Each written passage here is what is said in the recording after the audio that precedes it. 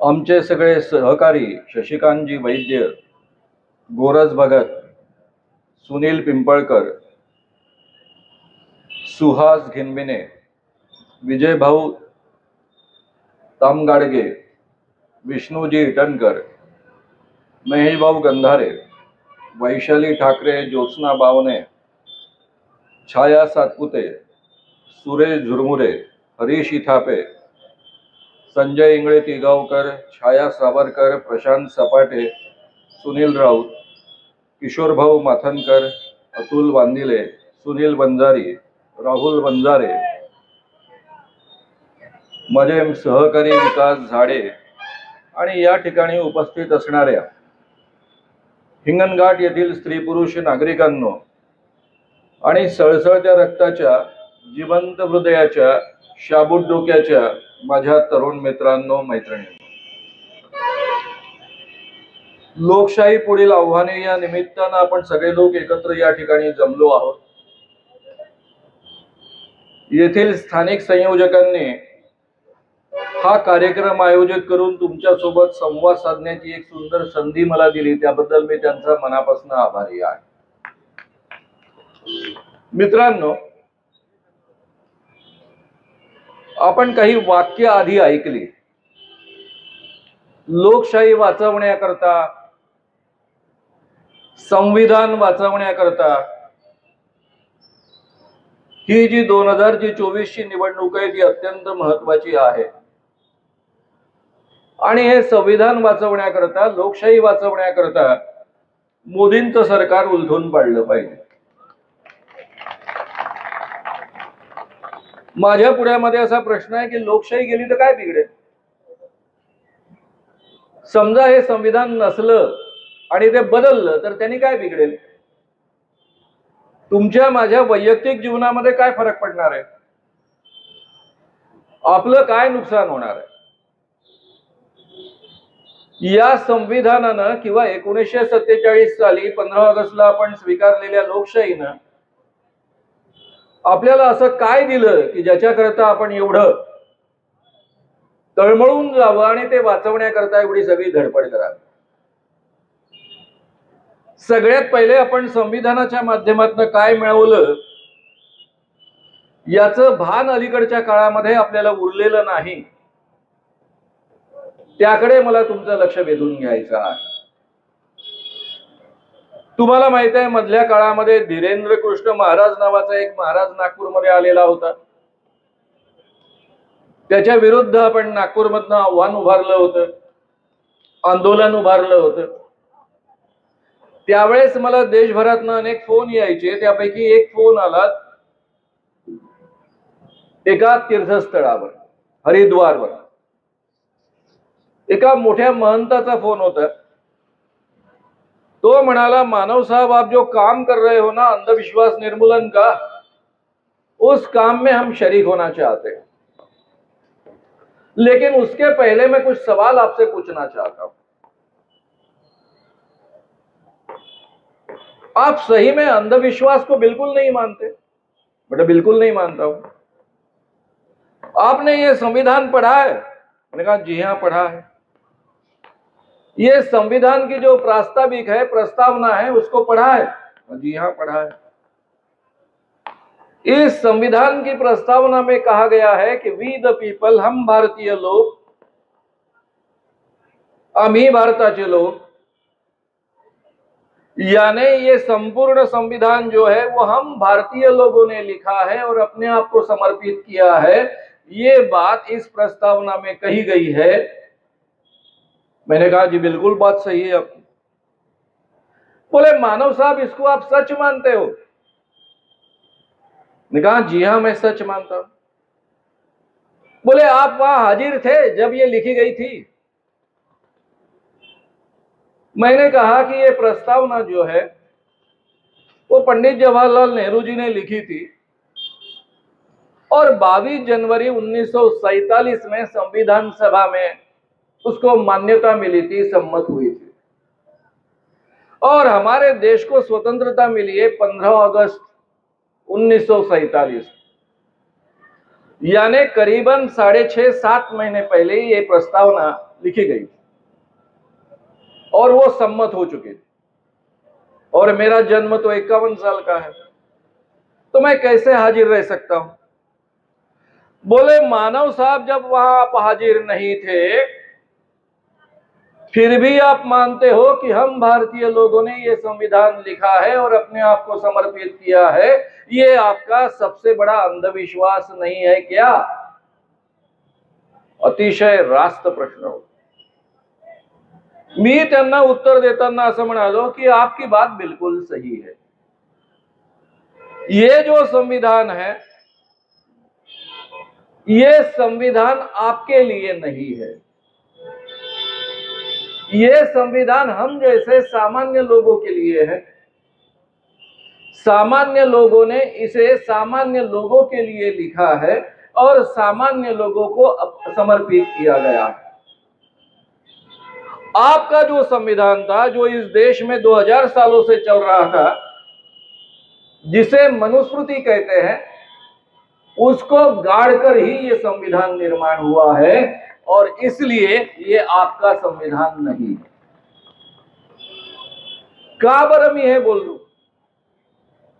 आपल्यापैकी अनेकांना असं वाटतं की हे संविधान जे आहे ते डॉक्टर बाबासाहेब आंबेडकरांचं आहे। संविधान सभा, संविधान दिवसाच्या निमित्तानं जी काही बातमी तुमच्या माझ्यापर्यंत पोहोचते, त्यावरनं सर्वसाधारण सामान्य माणसांची समजूत अशी होते की संविधान डॉक्टर बाबासाहेब आंबेडकरांनी लिहिलं, शेड्यूल कास्ट शेड्यूल ट्राइब करता लिहिलं, आणि हे संविधान केवळ शेड्यूल कास्ट आणि शेड्यूल ट्राइब करता आहे, त्यांच्या हिता करता आहे, त्याचा बाकी लोकांशी काहीही संबंध नाही। या पद्धतीचं वातावरण निर्माण करण्यामध्ये गेल्या 8-10 वर्षांमध्ये बीजेपी अतिशय यशस्वी झालेली आहे।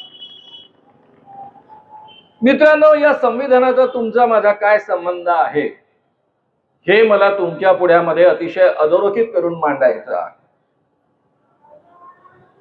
हे संविधान कसं निर्माण झालं? काँग्रेसचं स्वतंत्रता आंदोलन सुरू होतं। 1 ऑगस्ट 1920 साली लोकमान्य टिळकांचा मृत्यू झाला। त्या वर्षीचं काँग्रेसचं अधिवेशन हे आपल्या मुंबईमध्ये होतं, नागपूरमध्ये होतं, आणि नागपूरमध्ये असलेल्या अधिवेशनामध्ये एक अंत्यज परिषद होती। महात्मा गांधी त्या परिषदेला आले होते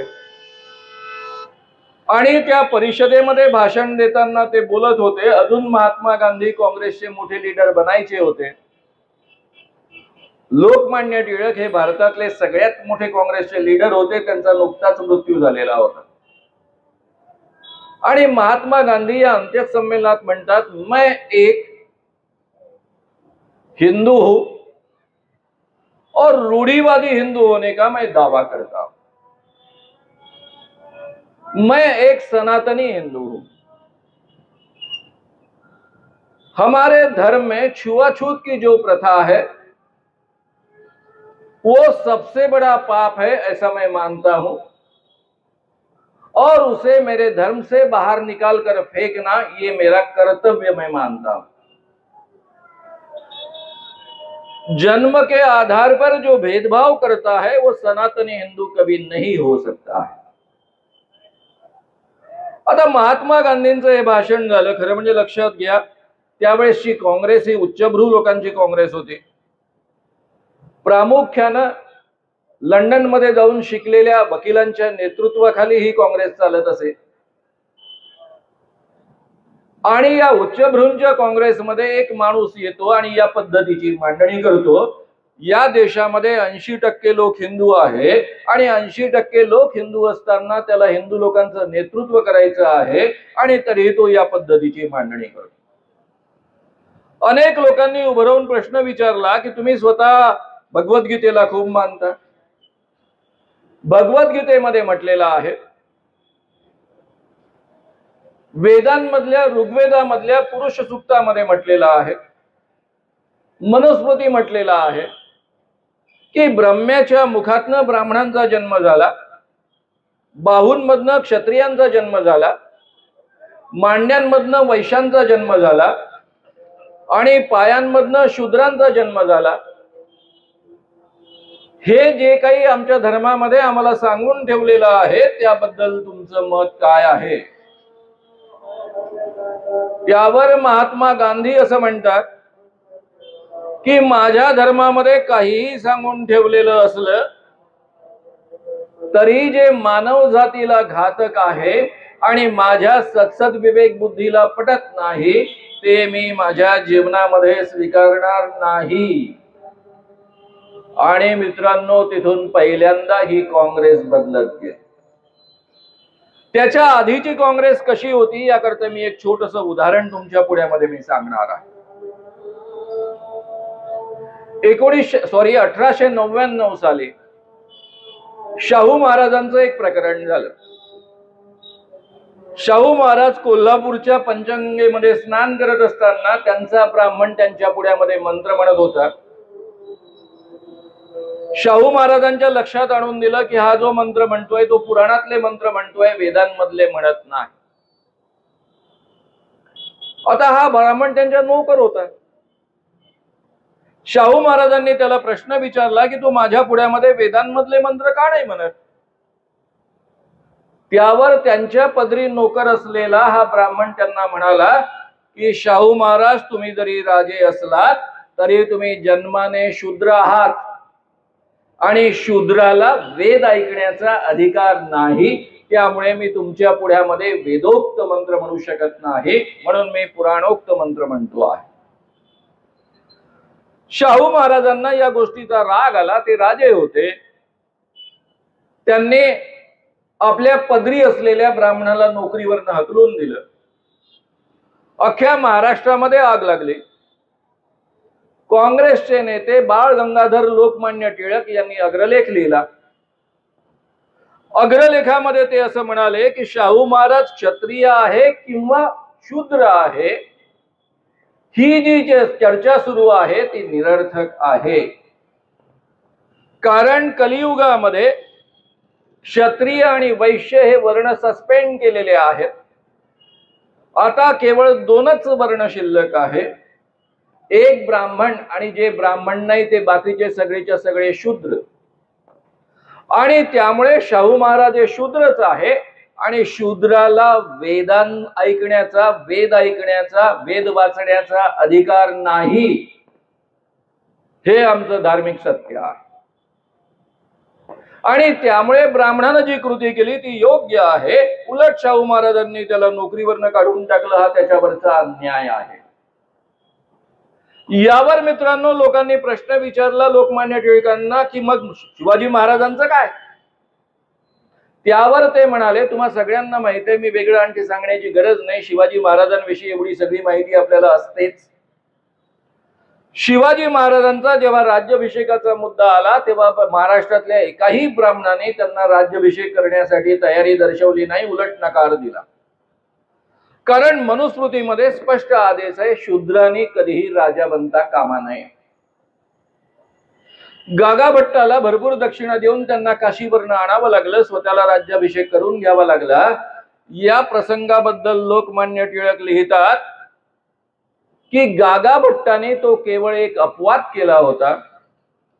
केवळ राज्याभिषेकापुरते शिवाजी महाराज क्षत्रिय होते, पण शिवाजी महाराजांचे सगळेच्या सगळे वंशज हे शूद्र आहेत आणि त्यामुळे शाहू महाराज सुद्धा शूद्र आहेत। या लोकमान्य टिळकांसारख्या विचारांच्या माणसांच्या नेतृत्वाखाली जर काँग्रेस पुढे चालत राहिली असती,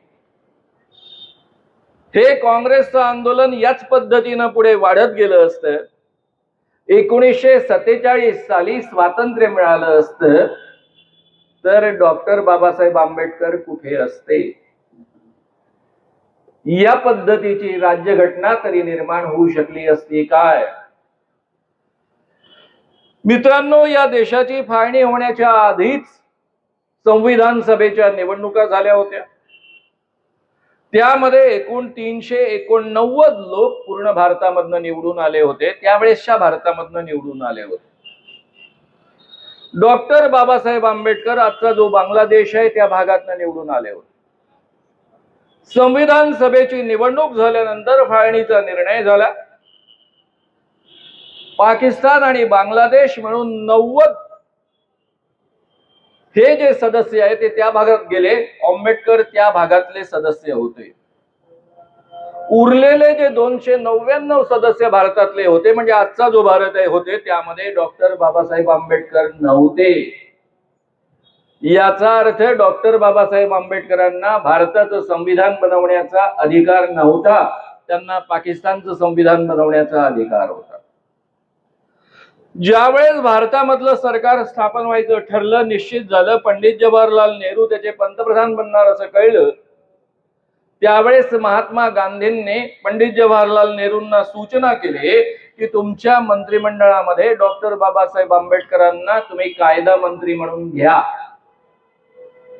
डॉक्टर बाबासाहेब आंबेडकरांना भेटण्यासाठी पंडित जवाहरलाल नेहरू जे पंतप्रधान बनणार आहेत ते स्वतः गेले. त्यांनी बाबासाहेबांना विनंती केली आणि बाबासाहेबांनी ती विनंती मान्य केली. काँग्रेसचं आणि आपलं पटत नाही म्हणून त्यांनी कोणताही दुजाभाव ठेवला नाही आणि ते या मंत्रिमंडळातले कायदा मंत्री बनले. एका माणसाला मुंबई प्रांतामधनं, कारण त्या काळामध्ये लोकसभेच्या निवडणुका नव्हत्या झालेल्या, संविधान सभेच्या निवडणुका झाल्या होत्या. संविधान सभेचेच त्यातूनच पुढचं संपूर्ण आपलं पहिली संसद निर्माण झालेली होती. मुंबई प्रांत ज्याला आपण म्हणतो त्या ठिकाणावरनं एका काँग्रेसच्या सदस्याला राजीनामा द्यायला लावला आणि त्या ठिकाणावरनं बाबासाहेब आंबेडकरांना निवडून आणण्यात आलं आणि मग ते संविधान सभेमध्ये सम्मिलित झाले आणि त्यानंतर त्यांनी ड्राफ्टिंग कमिटीचं अध्यक्षपद स्वीकारलं आणि या पद्धतीची एक सुंदर राज्यघटना निर्माण होऊ शकली. हा सगळा इतिहास आपण समजून घेतला पाहिजे. ही राज्यघटना केवळ डॉक्टर बाबासाहेब आंबेडकरांची नाही, ही राज्यघटना गांधींची, नेहरूंची, स्वातंत्र्य आंदोलनात निर्माण झालेल्या मूल्यांची, डॉक्टर बाबासाहेब आंबेडकरांची, अशी सगळ्यांची मिळून असलेली राज्यघटना आहे. हे आपल्याला जर कळलं नाही तर त्या राज्यघटनेचा काय आपला संबंध, शेड्यूल कास्ट शेड्यूल ट्राईब करताय असं आपल्याला वाटायला लागतं. आता मित्रांनो, नेमकं हे प्रकरण काय आहे? मी मुद्दाम शाहू महाराजांचं नाव घेऊन तुमच्या पुढ्यामध्ये बोललो आहे. या देशामध्ये ब्राह्मण वगळता सारेच्या सारे शूद्र होते. 2000 वर्षपर्यंत या देशावर मनुस्मृती राज्य करत होती. त्या पद्धतीनं इथल्या माणसांना वागवलं जात होतं. 1920 सालापासून काँग्रेसच्या आंदोलनानं वेगळं वळण घेतलं. गांधींनी प्रयत्नपूर्वक वेगवेगळ्या जाती जमातीतले लोक, शूद्र, अतिशूद्र लोक, वेगवेगळ्या धर्मातले लोक या चळवळीमध्ये सामील करून घेतले. त्यांच्यामध्ये बरोबरीचं नातं निर्माण केलं, बंधुभाव निर्माण केला, स्वातंत्र्याची आस निर्माण केली, स्वातंत्र्याची बीजं रोवली आणि या पद्धतीची जी चळवळ पुढे इतके वर्ष 47 सालापर्यंत चालत आली, त्यातनं ही 3 महत्वाची मूल्य या संपूर्ण चळवळीच्या माध्यमातून भारतभरामध्ये रोवली गेली, रुजवली गेली. समता पहिलं मूल्य, बंधुता दुसरं मूल्य आणि स्वातंत्र्य हे तिसरं मूल्य. आणि या तिन्ही मूल्यांच्या आधारावर एक न्याय मिळावा सर्वसामान्य माणसाला, या पद्धतीचं वातावरण या स्वातंत्र्य आंदोलनातून तयार झालं. आणि म्हणून डॉक्टर बाबासाहेब आंबेडकरांसारखा माणूस अत्यंत महत्वाचा रोल या राज्यघटना निर्मितीमध्ये बजावू शकले आहेत. जर ही टिळकांच्या विचारांची काँग्रेस असते तर या घटना समितीमध्ये आंबेडकरांचा शिरकाव सुद्धा झाला नसता. हे आपण कधीही विसरता कामा नये. आता हे सगळं मी तुमच्या पुढ्यामध्ये का बोलतोय? कारण मित्रांनो, आज मी मोठ्या कॉन्फिडन्सने तुमच्या पुढ्यामध्ये बोलू शकतो की मी श्याम मानव नावाचा एक माणूस तुमच्या पुढ्यामध्ये बोलतो आहे. कारण हे स्वातंत्र्य, हा अधिकार, ही अस्मिता मला माझ्या राज्यघटनेनं दिली आहे. समजा जर माझ्या वाट्याला ही राज्यघटना आली नसती तर मला काय बोलावं लागलं असतं? भारतीय परंपरेनुसार मला म्हणावं लागलं असतं की श्याम मानव नावाचा एक शूद्र तुमच्या पुढ्यामध्ये बोलतो आहे. कारण या देशामध्ये सर्वसामान्य माणसाची ही ओळख होती, ती या राज्य घटनेनं पुसून काढलेली आहे. तुम्ही कोणत्याही जातीमध्ये जन्माला आलेला असाल, कोणत्याही धर्मामध्ये जन्माला आलेला असाल, कोणत्याही लिंगामध्ये जन्माला आलेला असाल, ज्या देशामधल्या स्त्रिया घराच्या बाहेर पडत नव्हत्या त्या देशांमधल्या स्त्रिया 1920 नंतर काँग्रेसच्या आंदोलनामध्ये मोठ्या संख्येनं सहभागी होत गेल्या. गांधींनी अतिशय प्रयत्नपूर्वक या स्त्रियांचा सहभाग वाढवत नेला. त्यातून त्यांच्या मनामध्ये स्वातंत्र्याची आणि समतेची आस निर्माण केली. या सगळ्यांची फळं आपल्याला या घटनेच्या निमित्तानं आज प्रत्यक्ष चाखायला मिळतात.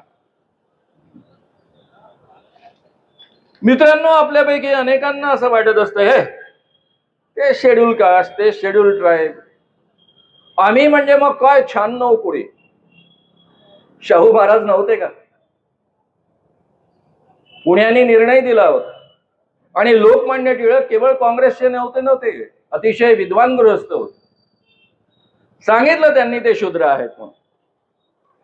त्यामुळे स्वतःला फार मोठे समजणारे जे कोणी आहेत त्यांनी समजून घ्यायचं की या देशामध्ये आपली खरी ओळख काय होती ते. तेव्हा त्यांना कळेल की खऱ्या अर्थानं या घटनेनं आम्हाला काय दिलेलं आहे.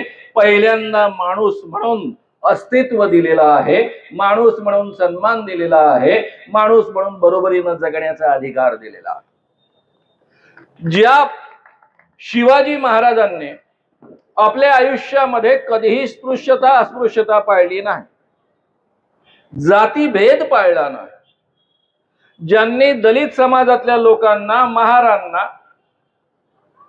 एवढंच नव्हे तर रामोशांना सेनापती बनवलं, किल्लेदार बनवलं, बरोबरीच्या नात्यानं वागवलं, मुस्लिमांना सेनापती बनवलं, त्या शिवाजी महाराजांच्या राज्यामधनं निर्माण झालेल्या पेशवाईचं चित्र फुल्यांनी लिहून ठेवलेलं आहे.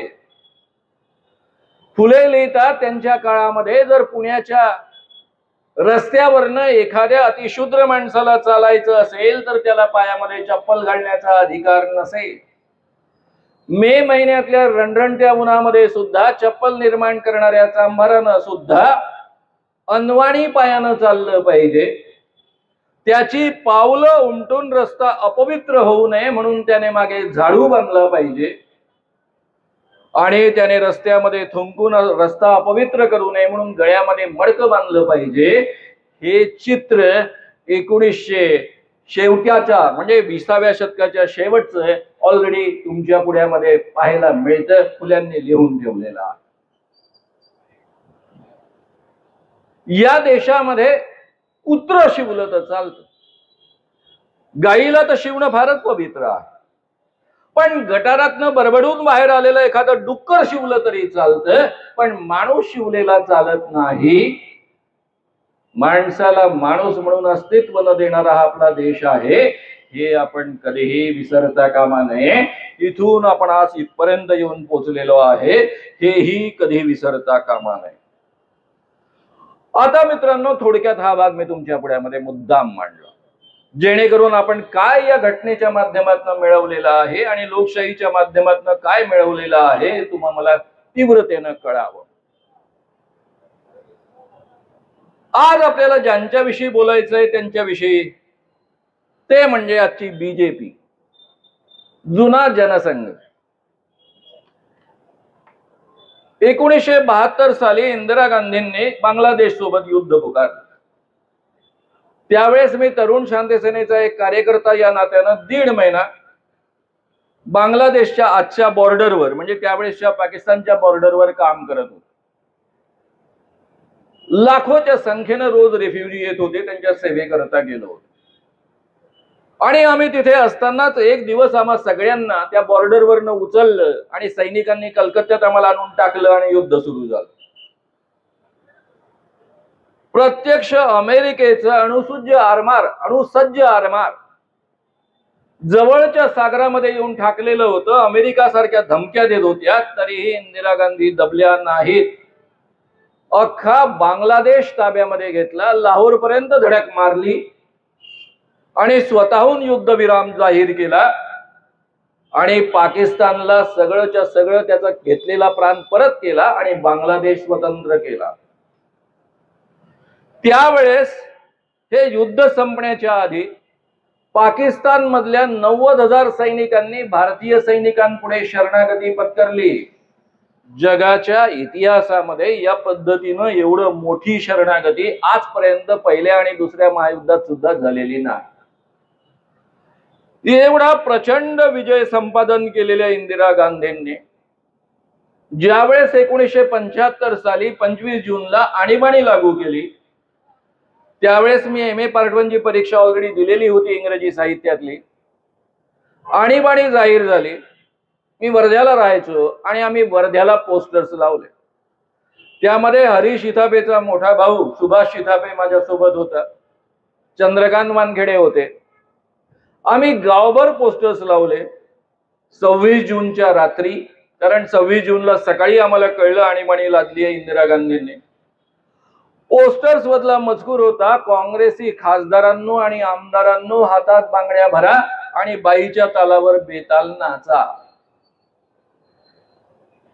26 ला पोस्टर्स लावल्यानंतर 27 ला आम्हाला अटक झाली आणि पुढे 10 महिने आम्हाला जेलमध्ये काढावे लागले। त्यावेळेस तर विद्यार्थी होतो, संपूर्ण करिअर समोर होतं आणि तरीही आपल्या देशामध्ये आणीबाणी लादली गेली। आपल्या अभिव्यक्ती स्वातंत्र्यावर गदा आली म्हणून त्याला विरोध केला।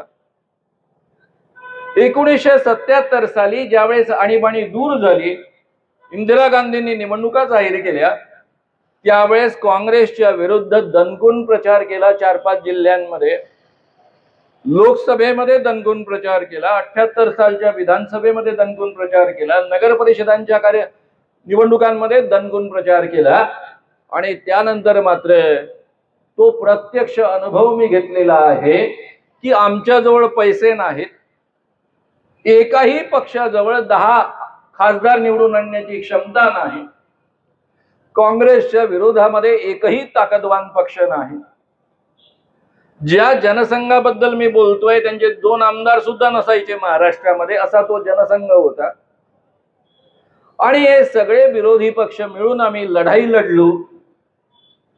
आमच्याजवळ पैसा नाही, साधन नाही, त्या काळामध्ये वृत्तपत्रांशिवाय दुसरं माध्यम नाही, लोकांमधलं एज्युकेशन कमी आहे। आम्हाला मुळातच विश्वास नव्हता की एवढ्या बलाढ्य इंदिरा गांधी, त्यांच्या हातामध्ये एवढी सूत्र, जगभर यांचं एवढं गाजलेलं नेतृत्व, एवढं प्रबळ नेतृत्व, त्यांचा ही भारतीय जनता पराभव करू शकते असं कोणालाही वाटलं नव्हतं। आणि या भारतीय जनतेनं मूकपणे मतदानाच्या माध्यमातून या बलाढ्य इंदिरा गांधींचा पराभव केला। त्यांच्या पुढ्यामध्ये मोदी की झाड की पत्ती आहे।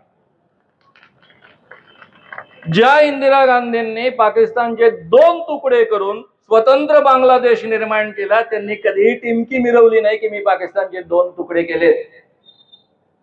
आणि आमचे मोदीजी 56 इंच की छाती, बालाकोट प्रकरण झालं, पुलवामामध्ये आमचे 40 सैनिक मारले गेले, यांनी जाहीररित्या पाकिस्तानवर अटॅक केला, एअर स्ट्राईक केला। किती मेले अजून माहित नाही, पाकिस्तानातले किती मेले अजून आकडा पुढे आलेला नाहीये, पण छाती फुगवून 56 इंची वाले सांगतायत की हमने क्या पाकिस्तान को सबक सिखाया। ते लहान पोरग असताना पुचक्कन असं मारतात, मैंने क्या छापड मारी ओरडतं, त्या पद्धतीने इंदिरा गांधीने कधीही मी पाकिस्तानचे 2 तुकडे केले याची शेखी मिरवली नाही। जी माणसं खरी शूर असतात त्यांना आपली छाती किती आहे सांगण्याची गरज पडत नसते। मित्रांनो, या बीजेपीचा विकास कसा झाला हे लक्षात घ्या। इमर्जन्सीच्या काळामध्ये याच लोकांसोबत आम्ही सगळ्या लढाया केलेल्या आहेत। त्यावेळेस हा जनसंघ होता, पुढे जी जनता पार्टी सत्तेवर आली त्यामध्ये सहभागी होते आणि त्यानंतर बीजेपी स्वतंत्र झाली। बीजेपी स्वतंत्र झाल्यानंतर 1984 साली त्यांचे 2 खासदार निवडून आले आणि त्यांच्या लक्षात आलं की जयप्रकाश नारायणांच्या विचारांनी किंवा गांधीच्या विचारांनी आपण पुढे गेलो तर जनसंघ म्हणून आणि आता बीजेपी म्हणून फार वाढू शकणार नाही। कारण 1980 साली त्यांनी स्वतःचं नाव भारतीय जनता पार्टी असं घेतलं होतं, जनसंघ सोडून दिलं होतं. आणि मग त्यांनी मुंबईमध्ये एक धर्मसंसद बोलावली. त्या धर्मसंसदेमध्ये 1984 साली झालेल्या एक ठराव करण्यात आला, अयोध्या मथुरा काशी लेकर रहेंगे. आणि या देशामध्ये एक संपूर्ण सांप्रदायिक आंदोलन त्याची बीज रोवली गेली आणि त्या पद्धतीचं वातावरण पेरलं गेलं. विश्वनाथ प्रताप सिंगांच्या नेतृत्वाखाली 1990 साली ऑगस्ट मध्ये मंडल आयोग लागू करण्यात आला. ज्या पद्धतीनं शेड्यूल कास्टला 15%, शेड्यूल ट्राइब्सला 7.5%, त्याच पद्धतीनं अदर बॅकवर्ड क्लासेस मधल्या लोकांना 27% आरक्षण त्यामुळे उपलब्ध झालं. बीजेपीच्या पोटामध्ये प्रचंड दुखणारा हा मुद्दा होता, कारण त्यांना मुळात आरक्षण मान्य नाही. मनुस्मृतीनं गेली 2000 वर्षे एका विशिष्ट वर्गाला विशेष जे आरक्षण देऊन ठेवलेलं आहे ते यामुळे संपतं हे त्यांच्या लक्षात येत होते. आणि त्यामुळे त्यांनी कमंडल आंदोलन सुरू केलं. 25 सप्टेंबर 1990 साली त्यांची रथयात्रा सोमनाथवरनं सुरू झाली आणि त्याची परिणती 6 डिसेंबर 1992 ला बाबरी मस्जिद पाडण्यामध्ये झाली. बाबरी मस्जिद पडल्यानंतर या देशामध्ये स्वातंत्र्य आंदोलनानंतर पहिल्यांदा एवढ्या मोठ्या प्रमाणावर हिंदू मुस्लिम दंगली उसळल्या. देशभरामध्ये 2000 लोक मारले गेले. तेव्हा मी 1990 सालापासून मुंबई, ते पाणी नंतर वाटा प्लीज, मला बिलकुल डिस्टर्बन्स नको. मुंबईमध्ये या दंगलीमध्ये 900 माणसं मारली गेली होती. 50 दिवस या दंगली मुंबईत सुरू होत्या. माझी कार्यशाळा दादरमध्ये होत असल्यामुळे मी नालासोपारा तो दादर रोज प्रवास करायचो. फक्त आमची लोकल सुरक्षित होती, कारण एक पोलीस अधिकारी सुधाकर सुराटकर यांच्या ताब्यात ती होती. त्यावेळेस ते DIG होते त्या क्षेत्राचे, आजकाल IG असतात. बाकी मुंबई प्रचंड असुरक्षित. मुंबईमधल्या दंगली थांबत नाही म्हणून केंद्रामध्ये संरक्षण मंत्री असलेल्या शरद पवारांना मुंबईमध्ये मुख्यमंत्री म्हणून पुन्हा पाठवण्यात आलं. आणि ते आल्यानंतर 72 तासांमध्ये दंगली आटोक्यामध्ये आल्या आणि मुंबई शांत झाली. हे सामर्थ्य या माणसाचं आहे. मित्रांनो, त्यानंतर याला प्रतिक्रिया म्हणून मुंबईमध्ये पहिल्यांदा अतिरेकी बॉम्बस्फोट झाले. त्यामध्ये 257 माणसं मारली गेली. 1400 माणसं आयुष्यभराकरता जायबंदी झाली. 2001 मध्ये गुजरातमध्ये नरेंद्र मोदी हे मुख्यमंत्री झाले. 2002 मध्ये गुजरातमध्ये हिंदू मुस्लिम दंगली झाल्या, त्यामध्ये 2000 माणसं मारली गेली. आणि या देशाच्या इतिहासामध्ये पहिल्यांदा एखादं सरकार या दंगलीमधला भाग बनलं असं सुप्रीम कोर्टाचं मत आहे.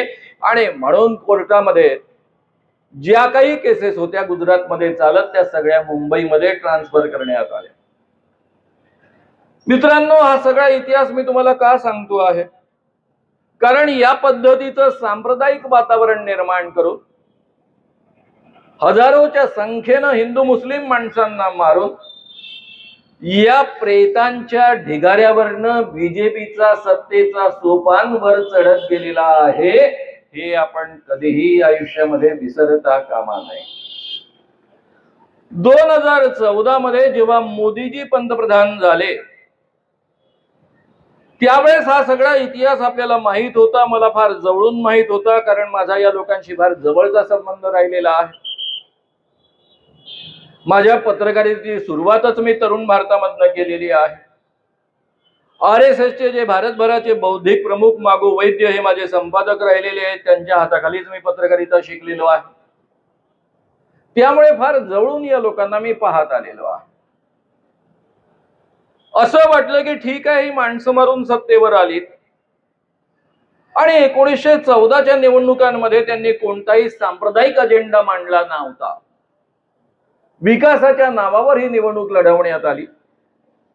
या देशात पहिल्यांदा असं झालं की सगळे भांडवलदार आधी एकत्र आले, त्यांनी एक आपला उमेदवार ठरवला, त्याच्या प्रचाराकरता भरमसाठ खर्च करायची तयारी ठेवली आणि त्यातून पंतप्रधान नरेंद्र मोदी निवडून येऊन या देशाचे पंतप्रधान झाले। देशामध्ये पहिल्यांदा भांडवलदारांनी निर्णय घेऊन एखादा पंतप्रधान बनवलेला आहे। त्यावेळेस मोदींनी ज्या काही गोष्टी तुम्हाला मला जाहीर भाषणांमधनं सांगितल्या, त्यातली एक होती जी मला सगळ्यात जास्त महत्वाची वाटली आणि भावली। मैं ना खाऊंगा ना किसी को खाने दूंगा। जयप्रकाश नारायणांच्या आंदोलनातनं मी निर्माण झालेला कार्यकर्ता आहे आणि आमचं भ्रष्टाचार विरोधी आंदोलन होतं। आजच्या आधुनिक टेक्नॉलॉजीचा आधार घेऊन खरंच मोदी या देशामधला भ्रष्टाचार संपवू शकतात, त्यांनी मनात आणलं तर। या पद्धतीनं आज वातावरण आहे, म्हणून वाटत होतं की मोदी खरंच काहीतरी त्या पद्धतीनं करतील। कृषी अर्थशास्त्र हा माझ्या अभ्यासाचा विषय राहिलेला आहे। देशातल्या शेतकऱ्यांची अवस्था का वाईट आहे याची कारण मला अतिशय चांगल्या पद्धतीनं माहित आहे आणि मोदींनी 2014 मध्ये आपल्या प्रत्येक भाषणामध्ये मी स्वामीनाथन आयोग लागू करेन आणि शेतकऱ्यांना उत्पादन मूल्यानुसार, म्हणजे स्वामीनाथन आयोगानं सांगितलं त्यानुसार उत्पादन मूल्य अधिक 50% नफा या पद्धतीनं मी MSP देईन आणि त्याचा कायदा बनवेन, या पद्धतीचं आश्वासन दिलेलं होतं। तिसरं आणखी आकर्षक वाटणारं त्यांचं आश्वासन होतं ते म्हणजे जगभर आमच्या देशामधला जो काळा पैसा वेगवेगळ्या बँकांमध्ये, विदेशामधल्या बँकांमध्ये दडवलेला आहे, तो सगळा मी उकरून काढीन, या देशामध्ये परत आणेन आणि तो पैसा एवढा आहे की प्रत्येक देशाच्या नागरिकाच्या खात्यावर 15 लाख रुपये जाऊन पोहोचते। मित्रांनो, त्यानंतर मोदींचं शासन सुरू झालं। जर मोदींनी माणसं मारून सत्तेवर येऊनही या देशाचं थोडं बहुत भलं केलं असतं तर कदाचित हे मर्डर्स आपण त्यांना माफ पण केले असते। हे माफ करण्यासारखे नसतात आणि तरीही त्याकडे कदाचित दुर्लक्ष केलं असतं। आणि म्हणून गेल्या 10 वर्षामध्ये मोदीजींच्या राज्यामध्ये काय काय घडलं याचा जरा लेखाजोखा आपण घेऊया। तुम्हा सगळ्यांना माहित आहे की हा माणूस अत्यंत विज्ञान विरोधी माणूस आहे। का विज्ञान विरोधी आहे त्याची कारण मी तुम्हाला नंतर सांगेन। यांचा एक मनुष्य विकास बळ राज्यमंत्री सत्यपाल सिंह आमच्या मुंबईचे ते पोलीस कमिशनर होते। मुंबईचं पोलीस कमिशनर म्हणजे हे नंबर 2चं पद आहे पोलीस खात्यामधलं। याचा अर्थ हा विद्यार्थी कमी वयामध्ये पहिल्या किंवा दुसऱ्या अटेम्प्ट मध्ये UPSC पास झाला असेल त्याशिवाय दुसऱ्या नंबरच्या पदावर पोहोचूच शकत नाही। म्हणजे हा विद्यार्थी अत्यंत हुशार असला पाहिजे। त्यांनी 2016 मध्ये असं स्टेटमेंट केलं की डार्विनचा उत्क्रांतीवादाचा सिद्धांत खरा नाही, कारण आमच्या पूर्वजांनी वानराचं रूपांतर माणसांमध्ये होताना कधी पाहिलं नाही, त्यांनी लिहून ठेवलं नाही आणि त्यामुळं हा सिद्धांत खोटा आहे, तो अभ्यासक्रमातनं काढून टाकला पाहिजे। आणि मित्रांनो, आता गेल्या वर्षी NCERTच्या अभ्यासक्रमामधनं 9वी 10वीच्या अभ्यासक्रमामधनं डार्विनचा उत्क्रांतीवादाचा सिद्धांत काढून टाकला। का बरं हा काढून टाकला? का हे माणसं विज्ञान विरोधी आहेत? पुलवामावर जे काही प्रकरण झालं, 40 लोक आमचे सैनिक मारले गेले, बालाकोट मध्ये यांनी हल्ला केला, त्यावेळेस मोदींनी स्वतः सांगून ठेवलं। ते म्हणाले कि मैंने हमारे अधिकारियों को कहा कि ये सही समय है अटैक करने का, क्योंकि अभी बहुत घना कोहरा है, घने बादल है, पाकिस्तान के सैनिकों को रडार पर कुछ दिखेगा नहीं, यही समय अटैक करने का है। बरं, हा माणूस काही बैलगाडीनं जाणार आहे का? तुम्ही आम्ही कधीतरी विमानानं प्रवास करतो, तेही आपल्या इकॉनॉमिक क्लास मधनं प्रवास करतो। तरी आपल्यापैकी प्रत्येकाला हे नीट माहित आहे की कितीही घने बादल असले, कितीही घना कोहरा असला तरी विमान बरोबर रडारच्या साहाय्यानं नेमक्या स्थळी उतरतं. हा माणूस पंतप्रधान झाल्यानंतर यांनी 2 विमानं विकत घेतली. पहिलं विमान 4,500 कोटीचं आणि दुसरं आधुनिक विमान जे अमेरिकेच्या अध्यक्षाच्या तोडीचं आहे ते 9,000 कोटीचं. एवढ्या महागड्या विमानांमधनं हिंडणाऱ्या या माणसाला हे माहित नाही की रडार मध्ये ढग कितीही असले तरी दिसतं, कितीही घने बादल असले तरी दिसतं किंवा घना कोहरा असला तरी दिसतं. या माणसाचं आणखी एक वाक्य प्रसिद्ध आहे, नाले में से जो गैस निकलता है उस पर चाय बनाया जा सकता है. आणि गुजरातमध्ये यांचं जे आत्मचरित्र शिकवलं जातं त्यामध्ये असं लिहिलेलं आहे की मोदीजी चहा विकत असत रेल्वे स्टेशनवर. म्हणजे याचा अर्थ त्यांच्या घराशेजारी जो नाला होता, त्यांच्या बाकी भावांना तो माहित नव्हता, फक्त यांनाच माहित होता, त्या नाल्यामधनं गॅस बाहेर येत असे आणि त्या गॅसवर हे चहा बनवत असत आणि जवळच्या रेल्वे स्टेशनवर जे जगात अस्तित्वात नाही अशा रेल्वे स्टेशनवर ते चहा विकत असत. म्हणजे त्यांचा चहा विकणं ही सगळ्यात मोठी पुडी आहे, ज्याला वराडी भाषेमध्ये फोकनाड असं म्हटलं जातं. कारण त्या काळामध्ये ते रेल्वे स्टेशनच अस्तित्वामध्ये नव्हतं, त्यामुळे तिथे चहा विकण्याचा संबंधच येत नाही. मित्रांनो, ही त्यांची वक्तव्य झाली विज्ञान विरोधी. ती का आहे? अरे आमची पोरं जर डार्विनचा उत्क्रांतीवादाचा सिद्धांत शिकतील तर त्यांना कळेल की 450 कोटी वर्षापूर्वी पृथ्वी सूर्यापासून वेगळी झाली, ती थंड होत गेली. 350 ते 250 कोटी वर्षापूर्वी याच वातावरणामधनं एकपेशीय प्राणी तयार झाला. त्यातून आधी जलचर प्राणी आणि त्यानंतर स्थलचर प्राणी निर्माण झाले आणि 10 लाख वर्षापूर्वी तुमच्या माझ्यासारखा 2 पायाचा माणूस या पृथ्वीवर वावरायला लागला. आता मला सांगा, 10 लाख वर्षापासून हा माणूस पृथ्वीवर वावरतो आहे आणि हे म्हणतात सत्यपाल सिंह की हमारे पूर्वजों ने कभी लिखकर नहीं रखा. आणि लिखित भाषा निर्माण झाली ती केवळ 7,000 वर्षापूर्वी. 10 लाख वर्षापूर्वी जी घटना घडली ती 7,000 वर्षापूर्वीचे आपले पूर्वज कसे काय लिहून ठेवू शकणार आहे आणि त्यांना कसं कळणार आहे की माणूस कशा पद्धतीने रूपांतरित झाला? एवढी अक्कल यांना नाही का? आहे. मी आधीच सांगितलं, UPSC पास झालेला हुशार पोरगा आहे हा. पण का डार्विनचा उत्क्रांतीवादाचा सिद्धांत शिकवायचा नाही? कारण माणसं अशी उत्क्रांतीच्या पद्धतीनं निर्माण झाली हे जर कळलं तर सगळी माणसं समान आहे. कोणी माणूस श्रेष्ठ असू शकत नाही, कोणी माणूस कनिष्ठ असू शकत नाही, कोणी ब्राह्मण असू शकत नाही, कोणी शूद्र असू शकत नाही. आणि मग ब्रह्म्याच्या मुखातनं ब्राह्मणांचा जन्म झाला आणि पायांमधनं शूद्राचा जन्म झाला, यावर कोण विश्वास ठेवणार? म्हणून हे विज्ञान विरोधी आहे आणि तुमच्या माझ्या जीवनामध्ये अंधश्रद्धा पेरून संपूर्ण आपलं साम्राज्य टिकवू पाहत आहेत, हे आपण समजून घेतलं पाहिजे. मित्रांनो, या माणसानं काय केलं? यांनी संपूर्ण गेले 10 वर्ष हे सरकार कोणाकरता चालवलं? हे सरकार आपल्या भांडवलदार मित्रांकरता चालवलं, कारण त्यांनीच यांना निवडून आणलेला.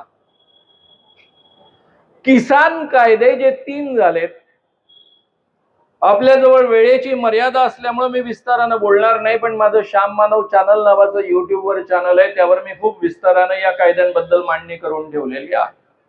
आपल्याला संधी मिळेल तेव्हा जा. जवळपास 2,500 पेक्षा अधिक व्हिडिओज आहेत. मित्रांनो, हे 3 किसान कायदे जर या देशामध्ये लागू झाले असते तर काही वर्षांमध्ये सगळेच्या सगळे शेतकरी केवळ शेतमजूर झाले असते आणि त्यांची शेती कॉर्पोरेटच्या मालकीची झाली असते. म्हणजे अडाणी सारख्या भांडवलदारांची ती शेती झाली असते. त्याला कडाडून शेतकऱ्यांनी विरोध केला. जगाच्या इतिहासामध्ये पहिल्यांदा इतकं मोठं आंदोलन झालं. संपूर्ण दिल्लीच्या परिसरामध्ये 1 लाख पेक्षा अधिक शेतकऱ्यांनी 14 महिन्यांपेक्षा अधिक काळ आंदोलन केलं. मधल्या काळामध्ये यांचे राज्यपाल, जे काश्मीरचे राज्यपाल राहिले होते, सत्यपाल मलिक, हे मोदीजींना भेटायला गेले ते म्हणू लागले की जरा या शेतकऱ्यांच्या प्रश्नांकडे तुम्ही लक्ष द्या. एवढ्या थंडीमध्ये ते आंदोलन करतायत. 600 शेतकरी आतापर्यंत मेलेले आहेत. यावर मोदींनी उत्तर दिलं, वो लोग जो 600 किसान मरे वो क्या मेरे लिए मरे है क्या? आता जो माणसं मारूनच सत्तेवर आलेला आहे त्याला 500-600 लोक थंडीत मेले याचं दुःख वाटण्याचं कारण काय? मित्रांनो, शेवटी जेव्हा अशी परिस्थिती निर्माण झाली की उत्तर प्रदेश हातामधनं जाईल, त्यावेळेस हे किसान कायदे तात्पुरते स्थगित करण्यात आले. अजून ते रद्द झालेले नाहीत. मोदी 2024 मध्ये पुन्हा निवडून आले तर पुन्हा ते कायदे लागू करू शकतात. त्यानंतर मित्रांनो, यांनी सांगितलं होतं की MSPचा मी कायदा करेन, मिनिमम सपोर्ट प्राइस शेतकऱ्यांना देईल स्वामीनाथन आयोगानुसार. कोर्टामध्ये लोक गेले. सुप्रीम कोर्टामध्ये भारत सरकारने एफिडेव्हिट सादर केलं की आम्ही या पद्धतीनं भाव देऊ शकत नाही. म्हणजे जे सगळ्यात मोठं आश्वासन शेतकऱ्यांना दिलेलं होतं ते यांनी अधिकृतरित्या भारत सरकारतर्फे नाकारलेलं आहे. आणि आता मात्र इंडिया आघाडीने राहुल गांधींनी जाहीररित्या आश्वासन दिलेलं आहे की आमचं सरकार जर निवडून आलं तर आम्ही MSP देऊ स्वामीनाथन आयोगानुसार. म्हणजे उत्पादन मूल्य अधिक 50% नफा या पद्धतीनं MSP देऊ. आणि केवळ MSP देऊ असं नाही तर त्याचा कायदा करू. कायदा करू याचा अर्थ काय होतो? कायदा करू याचा अर्थ सरकारने जाहीर केलेली जे MSP आहे त्यापेक्षा कमी किमतीमध्ये भारतामध्ये कोणीही ते धान्य किंवा ती वस्तू विकत घेऊ शकत नाही. जे विकत घेतील त्यांना जेलमध्ये जावं लागेल. याचा दुसरा अर्थ होतो की समजा असं कल्पना करा की 2000 रुपये गव्हाची किंमत आहे, 1 क्विंटल गव्हाची, आणि बाहेरच्या देशांमध्ये तो 1400 रुपयांमध्ये उपलब्ध आहे.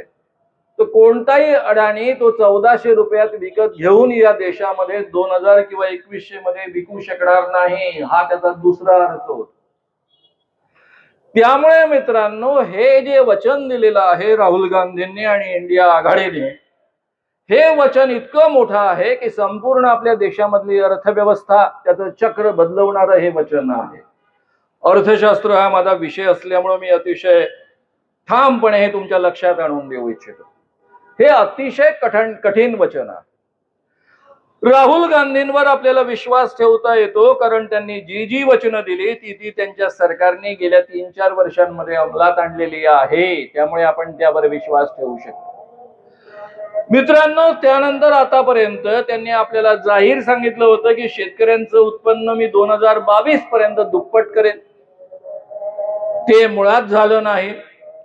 उलट शेतकरी दिवसेंदिवस अधिक गरीब होत गेलेला आहे आणि त्यामुळे आपल्या भागामध्ये त्यांच्या आत्महत्या वाढत गेलेल्या आहेत.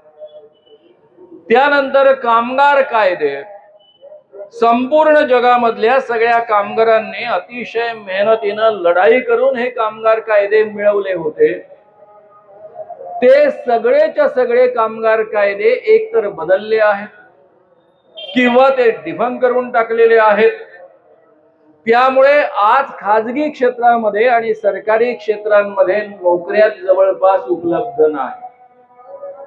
सगळ्या खाजगी क्षेत्रांमध्ये सुद्धा आता कॉन्ट्रॅक्ट बेसिसवर तुम्हाला मला काम दिलं जातं.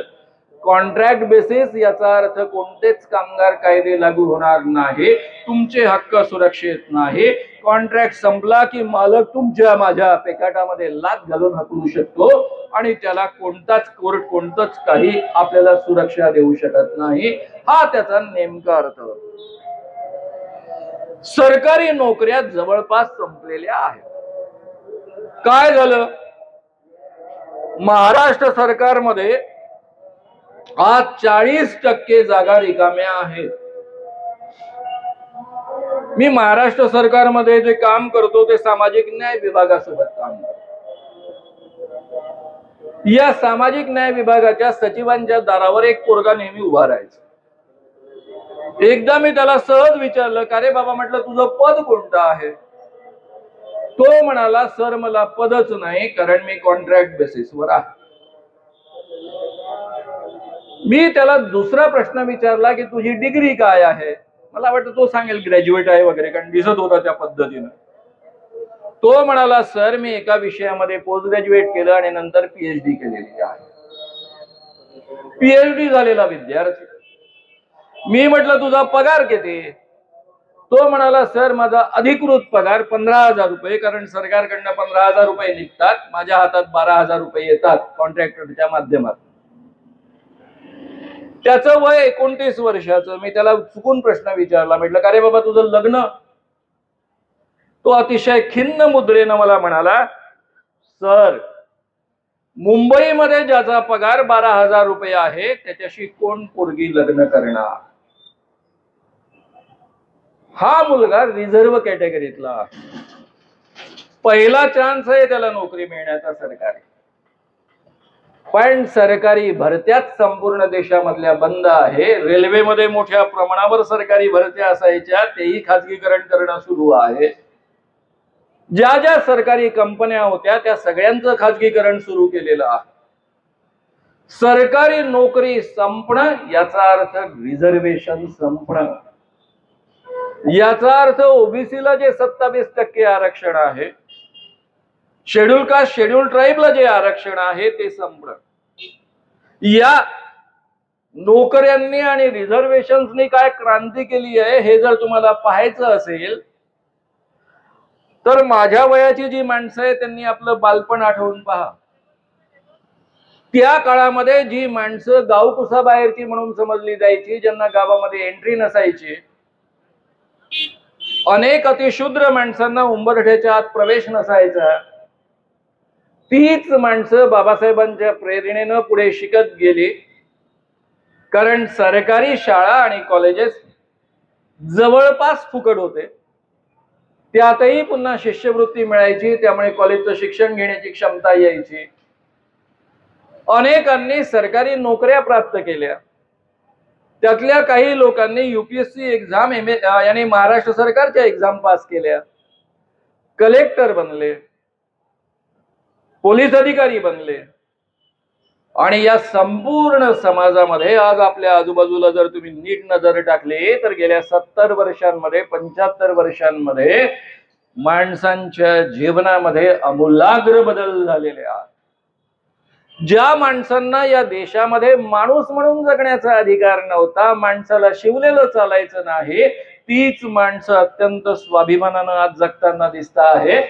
आणि त्यामध्ये सरकारी नोकऱ्यांचा आणि रिझर्वेशनचा अतिशय मोठा वाटा आहे. आणि यामध्ये ओबीसी समाजातली सुद्धा माणसं आहेत.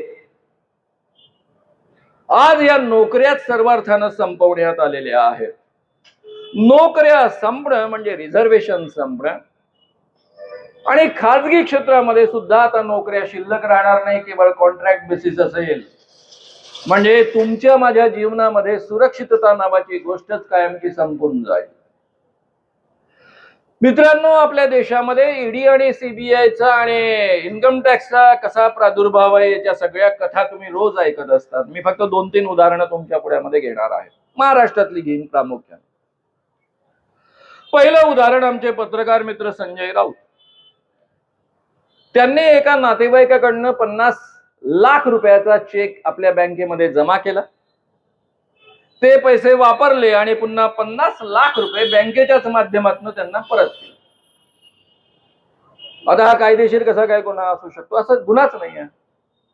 तरी हा व्यवहार संशयास्पद आहे असं यांना वाटून, कारण संजय राऊत ऐकायलाच तयार नाही, उद्धव ठाकरेंना सोडायला तयार नाही, बीजेपी मध्ये यायला तयार नाही, त्यांना जेलमध्ये पाठवलं. अनेक महिने त्यांना तुरुंगवास सोसावा लागला. न्यायमूर्तींनी म्हटलं एकही पुरावा नाही, तुम्ही यांना कसं जेलमध्ये ठेवता. त्यांनी जमानत दिली म्हणून ते बाहेर आले. माझ्या नागपूरच्या एका कार्यक्रमामध्ये विकास आमचे झाडे मित्र आहेत, त्यांनीच आयोजित केलेला हा कार्यक्रम होता. त्या कार्यक्रमामध्ये अनिल देशमुख आपले माजी गृहमंत्री होते आणि आपले विरोधी पक्षनेते वडेट्टीवार सुद्धा होते. अनिल देशमुखांनी मुळीच न दबता, बीजेपीच्या दबावाला बळी न पडता बीजेपी मध्ये न जाता शरद पवारांना सोडलं नाही, म्हणून मी त्यांचं जाहीर कौतुक केलं. म्हटलं तुम्ही 14 महिने जेलमध्ये काढलेत, पण तुम्ही दबला नाहीत, झुकला नाहीत, म्हणून तुमचं मी जाहीररित्या अभिनंदन करतो. कारण जेल म्हणजे काय मला माहित आहे. मी 10 महिने काढलेले आहेत, तुम्ही 14 महिने माझ्यापेक्षा जास्त काढलेले आहेत, म्हणून मी तुमचं अभिनंदन करतो. पण त्यावेळेस मला वस्तुस्थिती माहित नव्हती. मला वाटलं हा माणूस केवळ दबला नाही, झुकला नाही, एवढ्यापर्यंत हे मर्यादित नव्हतं. पुढे मला कळलं की एक दिवस ते महाराष्ट्राचे गृहमंत्री असताना आणि उद्धव ठाकरे मुख्यमंत्री असताना महाराष्ट्रामध्ये कोणत्याही सरकारी पदावर नसणाऱ्या एका बीजेपीच्या नेत्याचा माणूस त्यांच्याकडे आला. तो 4 ॲफिडेव्हिट घेऊन आलेला होता. त्याने फोन दिला आणि अनिल देशमुखांना सांगितलं की या 4 ॲफिडेव्हिटवर तुम्ही गृहमंत्री या नात्यानं सही करून द्या, म्हणजे तुम्हाला जेलमध्ये जावं लागणार नाही, नाही तर ईडी खाली तुम्हाला मी जेलमध्ये पाठवणार आहे. कोण हा माणूस? एकही सरकारी पद या माणसाजवळ नाही, फक्त बीजेपीचा नेता आहे आणि केंद्रामध्ये मोदी शहांचं राज्य आहे. काय ॲफिडेव्हिट होतं? पहिलं ॲफिडेव्हिट होतं की उद्धव ठाकरे यांनी मुख्यमंत्री या नात्यानं मातोश्री म्हणजे त्यांच्या राहत्या घरी मला म्हणजे अनिल देशमुखांना बोलावलं आणि दर महिन्याला एवढे कोटी रुपये गोळा करून द्या असा आदेश दिला. दुसरं ॲफिडेव्हिट, उद्धव ठाकरे यांचा मुलगा आदित्य ठाकरे जे कॅबिनेट मंत्री होते, यांनी दिशा सॅलियन नावाच्या मुलीवर बलात्कार केला. वाक्य पहा, आदित्य ठाकरे यांनी दिशा सॅलियन नावाच्या मुलीवर बलात्कार केला आणि तिचा खून केला. या दुसऱ्या ॲफिडेव्हिटवर सही करून द्या. तिसरा ॲफिडेव्हिट, अनिल परब नावाचे जे गृहस्थ आहेत, तेही कॅबिनेट मंत्री, शिवसेनेचे नेते, यांनी असा असा दुर्व्यवहार केलेला आहे, यावर सही करून द्या. आणि चौथं ॲफिडेव्हिट, त्यावेळेसचे उपमुख्यमंत्री अजितदादा पवार यांनी त्यांच्या बंगल्यावर मला म्हणजे अनिल देशमुखांना बोलावलं. त्यावेळेस त्यांचा मुलगा पार्थ हजर होता आणि त्या दोघांनी मला गुटकेवाल्यांकडनं इतके कोटी रुपये गोळा करण्याचा आदेश दिला. अशा 4 ॲफिडेव्हिटवर तुम्ही सही करून द्या, म्हणजे तुम्हाला जेलमध्ये जावं लागणार नाही. अनिल देशमुखांनी खूप विचार केला. त्यांना माहित होतं की आपण ॲफिडेव्हिटवर सही केली तर हे 4ही माणसं जेलमध्ये जाणार आणि त्यांनी नाही असं उत्तर पाठवलं. पुन्हा या नेत्याचा तो माणूस आला, फोनवर बोलायला लागला तो, आणि हा नेता काय म्हणतो, ठीक आहे तुम्हाला अजितदादांबद्दल बोलणं शक्य नसेल, ते तुमच्या पक्षाचे, तर हरकत नाही, बाकी 3 ॲफिडेव्हिटवर सही करून द्या. म्हणजे उद्धव ठाकरेंनी पैसे गोळा करायला सांगितले, यावर सही करून द्या. आदित्य ठाकरे यांनी दिशा सॅलियन नावाच्या मुलीवर बलात्कार केला आणि तिचा खून केला, यावर सही करून द्या.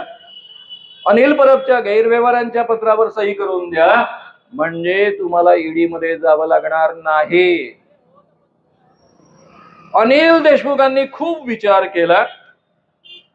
आपण जर या ॲफिडेव्हिटवर सही केली आणि स्वतःला वाचवलं तर ही 3 निरपराध माणसं जेलमध्ये जाणार आहे.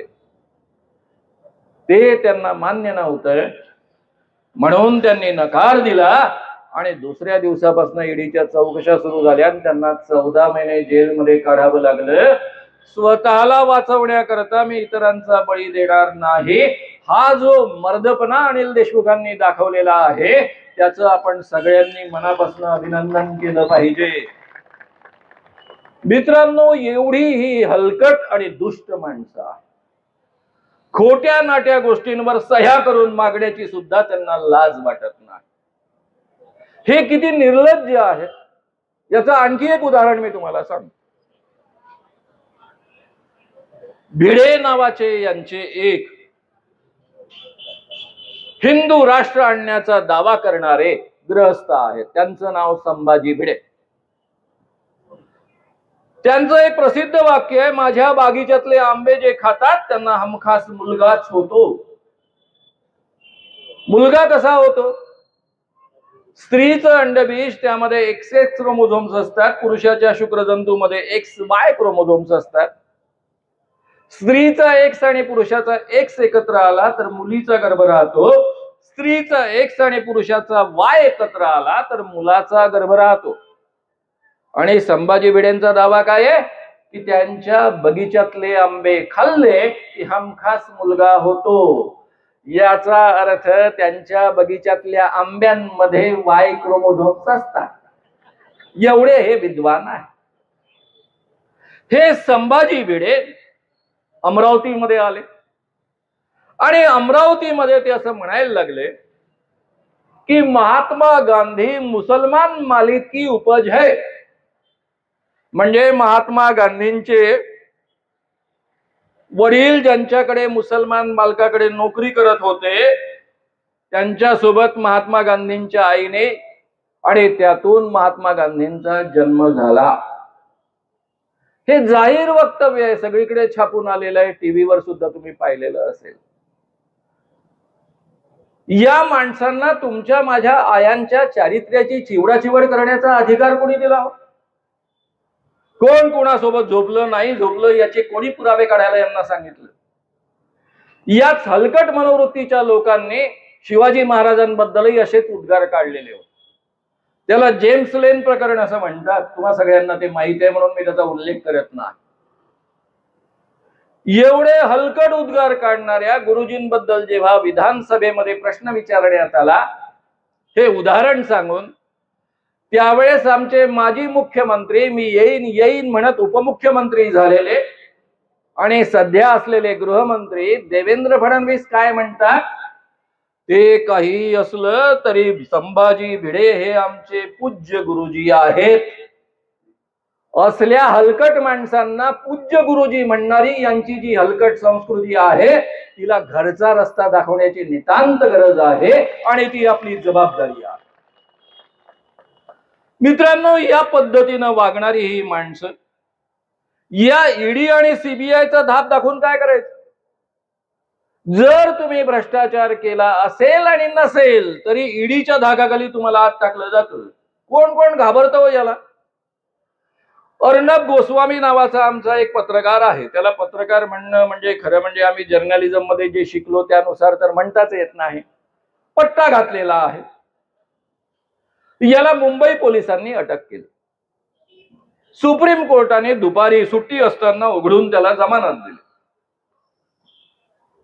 पुढे गृहमंत्र्यांनी प्रश्न विचारला की त्या केसचं पुढे काय झालं? मुंबईचे पोलीस कमिशनर, महाराष्ट्रातली पोलीस अधिकाऱ्यांची नंबर 2 ची जागा, तो पोलीस अधिकारी म्हणतो मला दिल्लीवरनं डायरेक्ट फोन आला होता, अर्णब गोस्वामीच्या केसमध्ये काही करायचं नाही, गुपचूप राहायचं नाही तर तुला ईडी मध्ये आतमध्ये टाकेन. मुंबईच्या पोलीस कमिशनरला आतमध्ये टाकेन अशी धमकी आणि तो घाबरतो आणि गप्प बसतो. म्हणजे हे ईडी नावाचं प्रकरण किती भयानक आहे याचा तुम्ही अंदाज घ्या. माझा मित्र गुवाहाटीवरनं परत आला. जुन्या मंत्रिमंडळामध्ये तो मंत्री होता. तो मला सांगायला लागला, मानवसाहेब म्हणे आता काही उरलं नाही आपल्या देशामध्ये, लोकशाही वगैरे सगळी संपलेली आहे, नुसती हुकुमशाही आहे. म्हटलं काय झालं? आम्ही गुवाहाटीला गेलो होतो ना, आमचे सगळ्यांचे मोबाईल काढून टाकले, कोणाशी बोलायची सोय नाही, बाहेर पडायची सोय नाही, हॉटेलच्या बाहेर सुद्धा आमच्यावर पहारे बसवलेले, बाहेर पडायची सोय नाही. आणि रोज आम्हाला दिल्लीवरनं कॉन्फरन्सिंग मधनं सांगायचे असं होईल तसं होईल तसं होईल. म्हटलं काय होईल? म्हटलं हो ना, तुमच्यापैकी काही लोक शिंदे बिंदे यांच्यावर लागले होते केसेस, त्यांना जावं लागलं होतं आतमध्ये म्हणून ते गेले. असं नाही, 2-4 लोक तुम्हाला माहित आहे पत्रकारांना, खरं म्हणजे 40 लोकांचे कागदपत्र तयार होते. 40 लोकांना सांगितलं होतं आमच्या सोबत येणार का जेलमध्ये जाणार, सोबत आला तर खोके पण मिळतील, मंत्रीपद पण मिळेल, नाही तर जेलमध्ये जावं लागेल, म्हणून 40च्या 40 तिकडे गेले. म्हटलं हो, पण आता ते सगळं झालं, तुमचं सरकार जरी झालं तरी म्हटलं हे सरकार पडणार, ते डिफेक्शन लॉ लागू होईल ना, पक्षांतर बंदी कायदा. सर काही लागू होत नाही, लिहून घ्या माझ्याकडनं, 2.5 वर्ष सरकार चालणार आहे. असं कसं चालेल? कायदा बिदा नावाची काही गोष्ट आहे की नाही? आम्हाला सांगितलं ना दिल्लीवरनं, सगळं ऍडजस्ट झालेलं आहे, काही चिंता करू नका, कोर्टाचे निर्णय आपल्याच बाजूने येणार आहेत. आणि तसेच निर्णय आलेत. सगळ्यात पहिले हायकोर्टाचा निर्णय आला, मुदत वाढवून दिली. सुप्रीम कोर्टाचा निर्णय आला, फार मस्त निर्णय आला, इतिहासात आपलं नाव खराब होणार नाही याची काळजी घेऊन निर्णय आला. राज्यपालाचा निर्णय अवैध, शिंदेंनी घेतलेली शपथ अवैध, म्हणजे हे सरकार अवैध, आणि तरी सरकार चालूच. Operation 100% successful but patient died. Operation 100% successful झालं पण पेशंट बिचारा मेला. असा आपला न्याय आहे.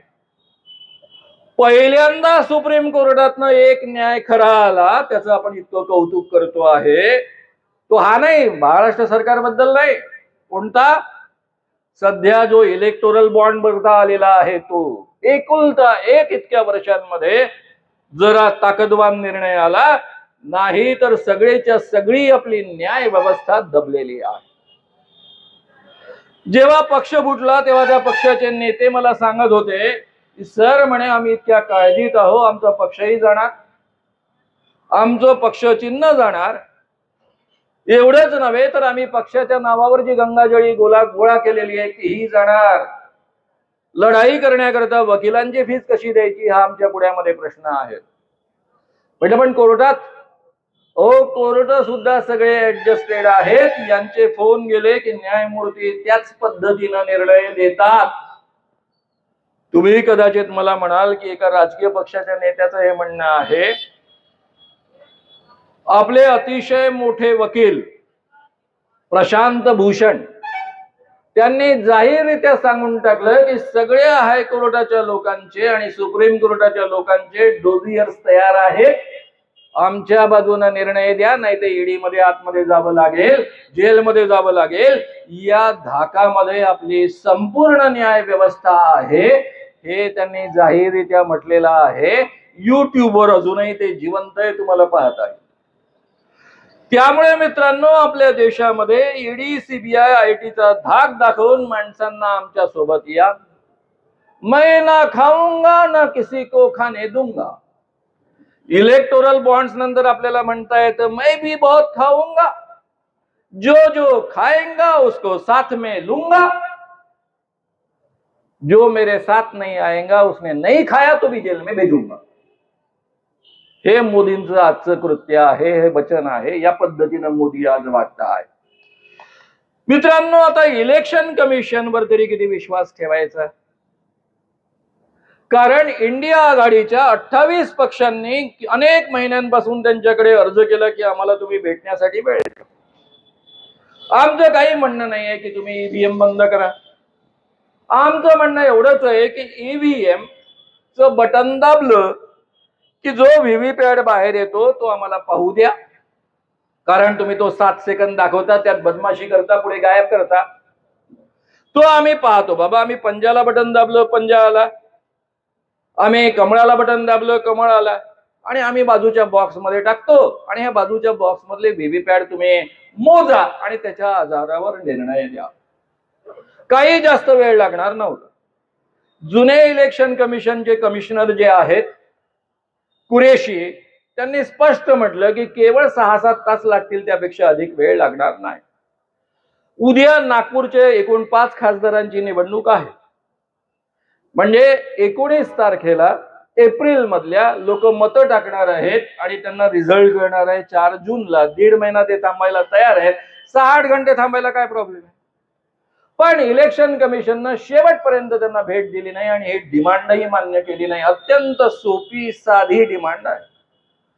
लोकांच्या मनामध्ये इलेक्शन कमिशन जे निवडणूक घेतं ते फेअर घेतं, व्यवस्थित आणि शुद्ध घेतं, त्यात गडबडी करत नाही. आणि आम्ही ज्यांना मत देतो त्यांनाच ते मिळतं याची खात्री करण्याची जबाबदारी इलेक्शन कमिशनवर सोपवलेली आहे, प्रत्येक नागरिकाचं समाधान करण्याची. पण ते अंमलात आणायला तयार नाही.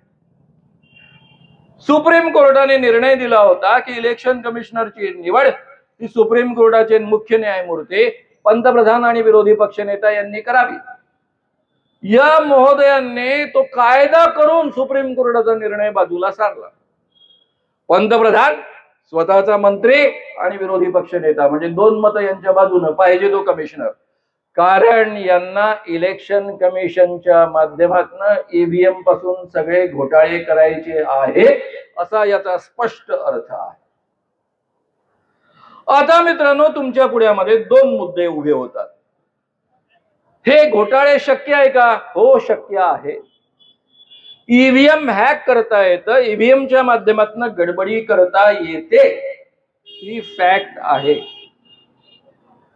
आणि ईव्हीएमच्या या ज्या दोन सूचना आहेत, जे काँग्रेसने आपल्या जाहीरनाम्यामध्ये आता अभिवचन पण दिलेलं आहे, इंडिया आघाडीची डिमांडच पुढे ठेवलेली आहे की आमचं सरकार आल्यानंतर ईव्हीएम मधनं जो व्हीव्हीपॅट येईल ते प्रत्येक नागरिकाला स्वतःला पाहता येईल, बाजूच्या बॉक्स मध्ये तो टाकेल आणि व्हीव्हीपॅटच्या मोजण्याच्या आधारावरच निकाल लागेल। ही मागणी सहजतेनं मान्य करायला हवी होती आणि तरी ते करत नाही, कारण यांना इलेक्शन कमिशनच्या माध्यमातून गडबडी करायच्या आहे। काय काय गडबडी असतात? गडबडी नंबर 1, इलेक्शन यादीमधनं तुमची नावं गायब, म्हणजे तुम्हाला मतदान करण्याचा अधिकारच उरणार नाही। वस्त्याच्या वस्त्या माहित असतात की या वस्त्या आपल्या विरोधी मतदान करणार आहेत, गायबच करून टाकायचे। त्यामुळे सगळ्यांनी ही काळजी घ्यायची आपलं नाव त्यामध्ये आहे की नाही, नाहीतर त्याकरता भांडायचं। नंबर 2, आपल्यापैकी अनेकांना वाटतं की व्हीव्हीपॅट मध्ये गडबडी होणार आहे किंवा इलेक्शनच्या ईव्हीएम मध्ये गडबडी होणार आहेत, आपण मत देऊन काय उपयोग आहे? 2019 मधल्या निवडणुका झाल्या ना, त्यावेळेस तर संपूर्ण यांची सत्ता होती एक हाती, त्यावेळेस यांनी गडबड केली नसेल कशावर?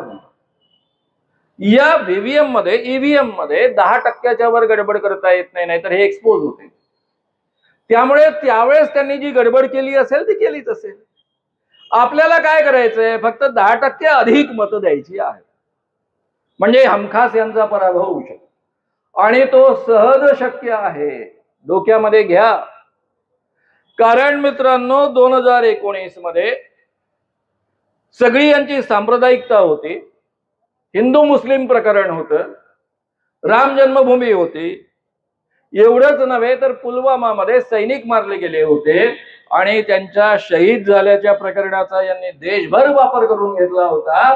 आणि तरीही देशभर मोदींना जे 303 MP त्यांनी निवडून आणले त्यांना 37.3% मतं मिळालेली आहेत। याचा अर्थ 62.7% मतं इतरांना मिळालेली आहेत।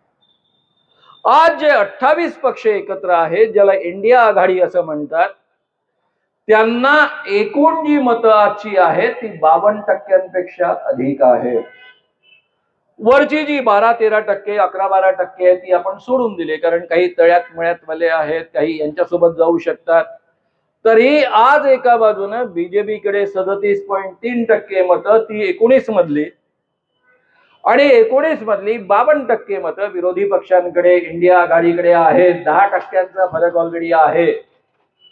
वातावरण प्रचंड बदलतं आहे, तुम्ही त्याचा अनुभव घेता आहात, मीही त्याचा अनुभव घेतो आहे। हे पहिलं इलेक्शन आहे की ज्यामध्ये सामाजिक क्षेत्रातले लोक सुद्धा उतरलेले आहेत। ते आग्रह करतायत की इंडिया आघाडीला निवडून द्या, असं यापूर्वी 77 नंतर कधीही झालेलं नाही। 77 अपवाद होता इमर्जन्सी नंतरचा आणि त्यानंतरचा हा अपवाद आहे। त्यामुळे देशामध्ये ज्या पद्धतीचं वातावरण बदलतं आहे त्यावरनं हमखास मोदींना पराभूत करता येतं। 10% आघाडी, 10%पेक्षा अधिकची आघाडी ऑलरेडी आपल्या जवळ आहे। त्यामुळे उत्साहानं सगळ्यांना घराच्या बाहेर काढा। जे जे थिजून बसलेले आहेत त्यांना उत्साहानं मतदानाला घेऊन जा, मोठ्या प्रमाणावर मतदान घडवून आणा आणि इंडिया आघाडीला भरघोस मतं मिळवून द्या आणि मोदींना खऱ्या अर्थानं या देशामधनं कायमचे हकला। त्यांना हकलण्याची काय गरज आहे याकरता मला 2-3 उदाहरणं तुमच्या पुढ्यामध्ये मांडायची। मी ऑलरेडी सांगितलं की समजा मला एखाद्या माणसाचे विचार आवडत नाही तरी लोकशाही आहे, त्यामुळे मी त्याला सहन केलं पाहिजे, लोक जर त्याला मान्यता देत असतील। मोदींचा पहिला निर्णय होता डिमॉनिटायझेशनचा। 500 आणि 1000च्या नोटा यांनी बंद केल्या 4 तासाच्या नोटीसवर। आता मी अर्थशास्त्राचा विद्यार्थी आहे, मला वाटलं चांगली गोष्ट आहे.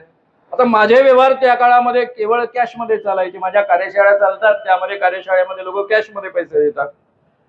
म्हटलं काय करायचंय आपल्याला, आपल्याजवळ जी कॅश आहे ती घेऊन जायची आहे, बँकेमध्ये द्यायची आहे आणि पैसे घेऊन यायचे, झालं एवढंच. काय कठीण आहे त्यामध्ये? अरे मला काय माहित हा एवढा विद्वान माणूस आहे.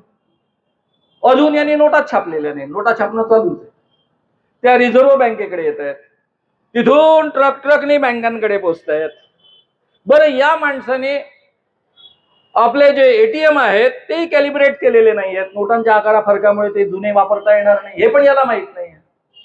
बोलतात विद्वान माणूस निघाला आणि मग संपूर्ण देशाची वाताहत करून टाकली. याचं तुम्हाला उदाहरण माहित आहे. कशासाठी केलं? भ्रष्टाचारी लोकांना धडा शिकवण्यासाठी, काळा पैसा काढण्याकरता. नोटा केली परत आल्या 99.3% नोटा परत आल्या, एक पैसा भ्रष्टाचाराचा मिळाला नाही. पण देशाची अर्थव्यवस्था पार गड्ड्यामध्ये या माणसानं टाकली. कारण या देशामध्ये नोटा बदलवून घेण्यासाठी किती मेहनत घ्यावी लागली. मी एका खेड्यामध्ये राहतो.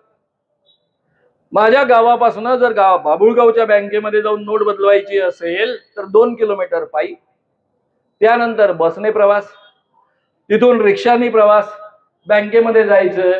आणि त्या काळामध्ये आमच्या मुंबईमध्ये 2000 रुपये बदलून मिळायचे आणि छोट्या गावांमध्ये 500 रुपये बदलून मिळायचे.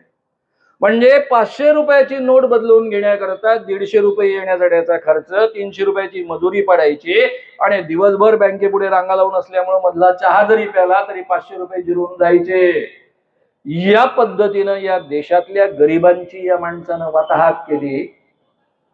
तरी भारतीय जनतेनं त्यांना माफ केलं. ठीक आहे बाबा, उद्देश चांगला होता. आता खरं म्हणजे जेव्हा सरकार बदलेल, किती नोटा छापल्या आणि किती नोटा गायब झाल्या याचे हिशेब समोर येतील, तेव्हा खरं कळेल की काय काय बदमाशा त्यामध्ये केल्या गेलेल्या आहेत. अनेक मोठ्या मोठ्या लोकांनी ते बोलून ठेवलेलं आहे. त्याबद्दल मी जाहीर आता उच्चार फक्त करत नाही. मी अर्थशास्त्राचा विद्यार्थी आहे. आम्हाला शिकवलं जातं की तुम्हाला जर महागाई आटोक्यात आणायची असेल तर डिझेलच्या किमती कमी ठेवा.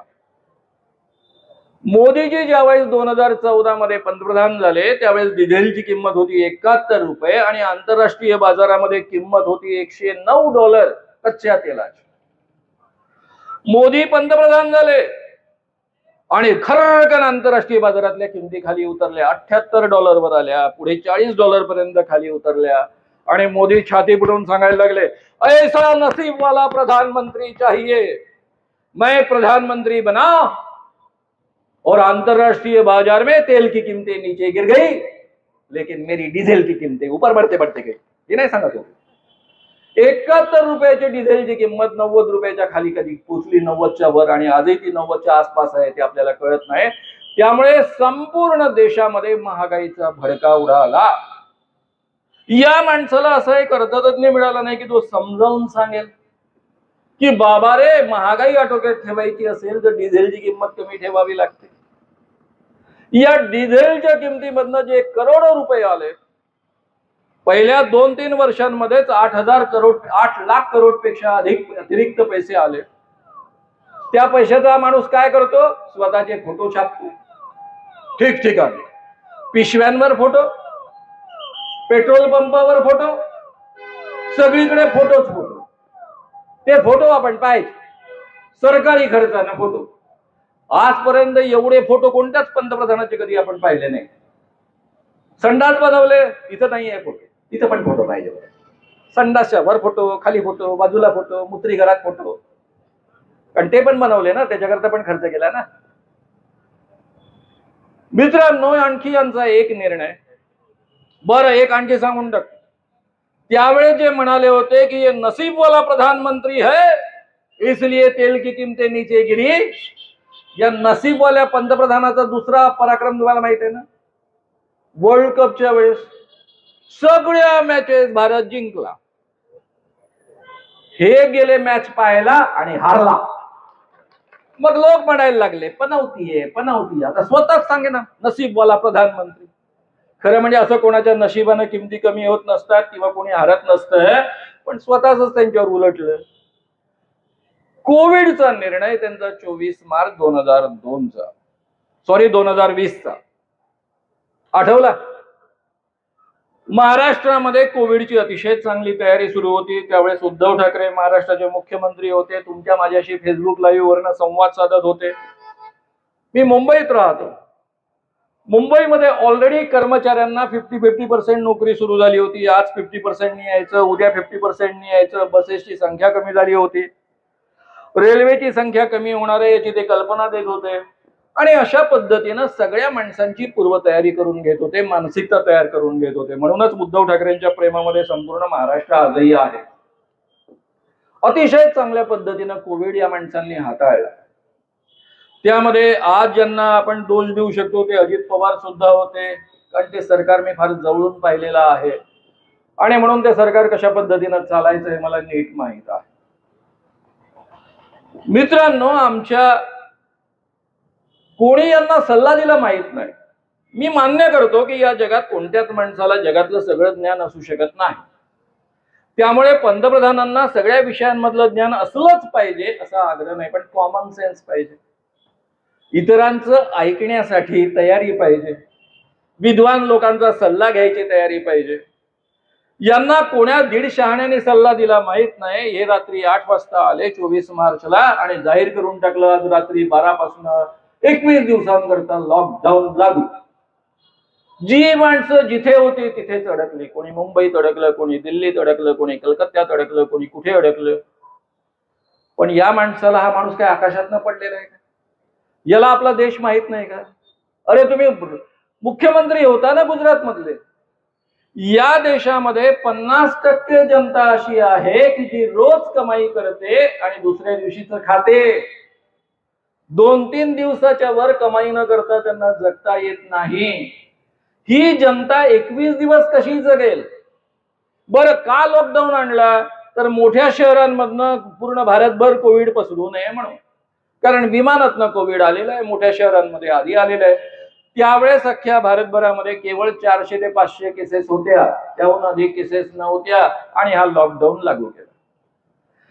माझ्या मुंबईमध्ये 35% लोक घरी स्वयंपाक करत नाही. त्यांच्या घरामध्ये स्वयंपाकाची व्यवस्थाच नसते. एक वेळ तो हमखास बाहेर जेवतात, दुसऱ्या वेळी तो कसं तरी बाहेर निभावतात. या लोकांनी खायचं कुठे? घरी खायची सोय नाही, दुकानं बंद, सगळं बंद. मग ही जनता करेल काय? पैसे नाहीत. ही जनता गावोगाव पायी निघाले. आमच्या मोदीजींनी लॉकडाऊन का आणला? कारण मुंबई, दिल्ली, कलकत्त्यासारख्या शहरांमधला लॉकडाऊन गावोगाव पसरू नये म्हणून.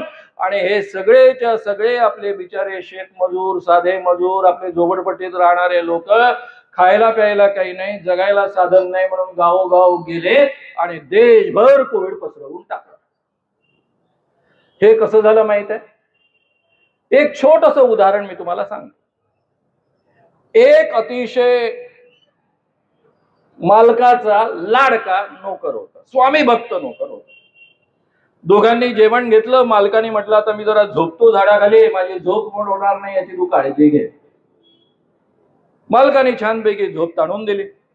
आपली तलवार होती ती बाजूला काढून ठेवली. मालक झोपला आणि तेवढ्यात एक माशी आली, त्याच्या नाकावर बसली. या स्वामी भक्त नोकरानं नाकावरची माशी उडवली, पुन्हा येऊन बसली, पुन्हा उडवली. 3-4दा उडवल्यानंतर सुद्धा माशी बसते. नोकराला वाटलं मालकाची झोपमोड होईल. ती झोपमोड होता कामा नये म्हणून आपण ही माशी कापून काढली पाहिजे. आणि म्हणून त्याने बाजूची तलवार घेतली. नेमकी त्यावेळेस माशी नाकावर बसलेली होती आणि मग या स्वामी भक्त प्रेमळ नोकरानं आपल्या मालकाच्या नाकावर बसलेल्या माशीला कचकन कापलं. त्याबरोबर मालकाचं नाकही कापल्या गेलं. मित्रांनो, यातले मालक म्हणजे भारतीय जनता, तुम्ही आम्ही. आमचा स्वामी भक्त नोकर म्हणजे आमचे मोदीजी. त्यांची बुद्धी इतकी उत्तम काम करते की त्यांनी आपल्या निर्णयांनी आतापर्यंत तुमचं माझं केवळ नाकच कापलेलं आहे. तुमची माझी मान छाटण्याच्या आधी या माणसाला घरी पाठवा. मित्रांनो, या मोदींना आपण अतिशय उत्तम पद्धतीनं हरवू शकतो हे मी तुम्हाला सांगितलं. ते हरवण्याची गरज काय आहे? हे सरकार तुमचं माझं नाहीच आहे. हे सरकार या राज्यघटनेनं निर्माण केलं, ज्या उद्देशानं निर्माण केलं त्यांचं नाहीये. अडाणीची संपत्ती केवळ 8 वर्षांमध्ये 7.1 अरब डॉलरवरनं 150 अरब डॉलर झाली. 2022चा आकडा मी सांगतो आहे. याचा अर्थ 2200 पटीनं संपत्ती वाढलेली आहे.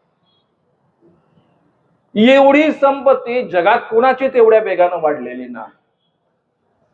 मित्रांनो, एवढंच नव्हे तर या देशामध्ये आज एवढी विषमता तयार झाली की 40% संपत्ती म्हणजे निम्मेपेक्षा थोडी कमी संपत्ती केवळ 1% माणसांकडे आहे आणि या देशातल्या 50% माणसांकडे केवळ 3% संपत्ती आहे.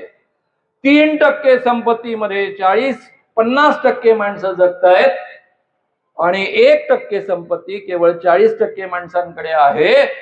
या पद्धतीची प्रचंड विषमता या देशामध्ये या माणसानं निर्माण करून ठेवलेली आहे. मित्रांनो, आणखी एक मुद्दा मला तुम्हाला सांगितला पाहिजे. या देशामध्ये गेल्या 10 वर्षामध्ये रोजगार पूर्णतः लोपलेला आहे.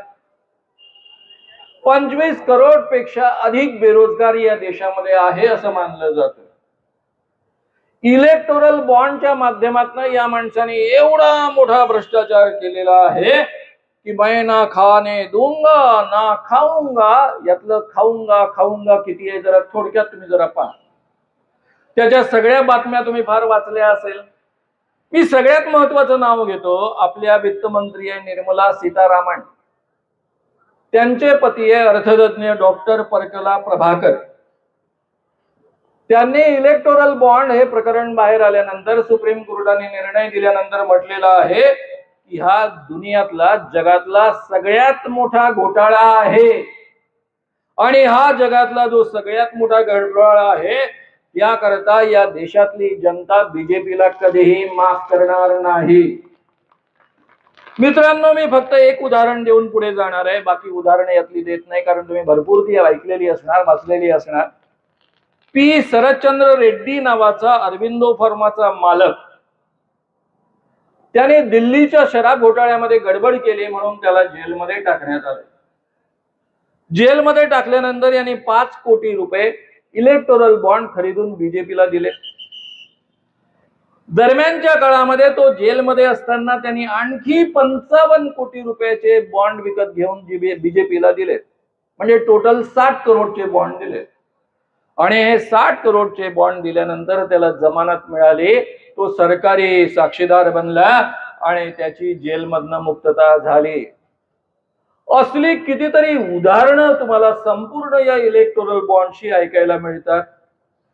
मग तो वेदांता ग्रुप असेल, अनेक कंपन्या अशा आहेत की ज्यांनी कधीच टॅक्स भरलेला नाही पण भरघोस कोटी कोटी रुपये बॉन्ड मध्ये दिलेले आहेत. अनेक कंपन्या अशा आहेत की ज्यांनी बँकांचे पैसे पार नाहीसे करून टाकले पण बीजेपीला मात्र इलेक्टोरल बॉन्डच्या माध्यमातून पैसे दिले. बीजेपी सरकारनं 15 लाख करोड रुपये कॉर्पोरेटचे आणि श्रीमंत व्यापाऱ्यांचे माफ केलेले आहेत. 15 लाख करोड रुपये. हा माणूस केवळ भांडवलदारांचा बगलबच्चा आहे. याला सामान्य जनतेशी काहीही करायचं नाही. बरं, याने आपण हुकुमशाह आहे जाहीररित्या तुम्हाला मला ऑलरेडी सांगून टाकलं. आपल्या नव्या संसद भवनाचं उद्घाटन झालं. नव्या संसद भवनाच्या उद्घाटनाच्या वेळी सेंगोल नावाचं जे प्रकरण आहे ते तुम्हाला आठवत असेल. हे जे चक्रवर्ती सम्राट असत ते चक्रवर्ती सम्राट एका राजाकडनं दुसऱ्या राजाकडे चक्रवर्ती सम्राट पदाचं हस्तांतरण करण्याकरता हा सेंगोल देत असत. पंडित जवाहरलाल नेहरूंना तो 1947 साली देण्यात आला होता 15 ऑगस्ट नंतर.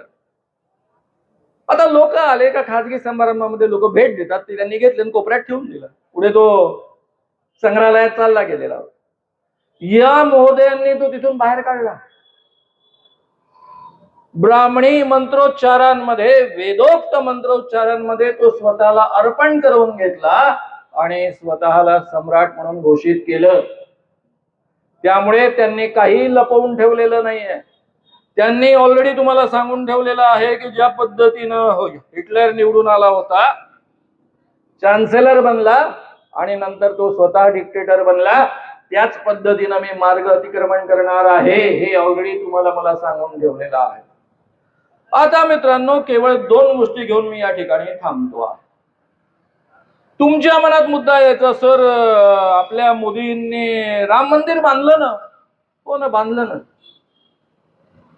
पण राम मंदिराला कोणाचा विरोध आहे? या देशामध्ये राम हा इथल्या कल्चरचा अविभाज्य भाग आहे. आपल्या सगळ्या गाण्यांमध्ये, चित्रकलेमध्ये, संगीत कलेमध्ये, नाट्य कलेमध्ये, स्थापत्य कलेमध्ये जिकडे तिकडे राम राम. तुम्ही आज कोणत्याही खेड्यामध्ये गेल्या की समोरचा माणूस तुम्हाला राम राम पाहुणं कसे काय आलात पहिला प्रश्न विचारू. कुणाकडे आलात? छान हसत मुखानं तुमचं स्वागत करतो, जो तुम्हाला ओळखत नसतो. राम राम पाहुणं. पाहुणं याचा अर्थ तुम्ही अनोळखी आहात.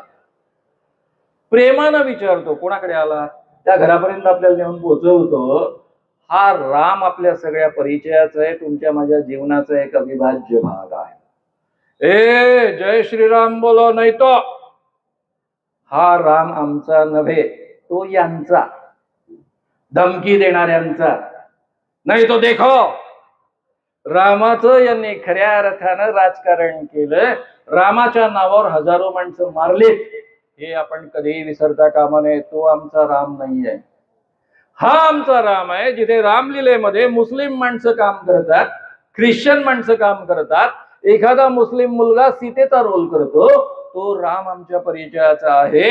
आणि त्यामुळं मित्रांनो, या देशामध्ये रामनवमीला किंवा 22 तारखेला जेव्हा मंदिराचं उद्घाटन झालं, तेव्हा घराघरातल्या लोकांनी रामाचं स्वागत केलं. याचा अर्थ मोदींचं स्वागत केलं हे डोक्यातनं काढून टाका. ते रामाचं स्वागत आहे, ते रामावरचं प्रेम आहे.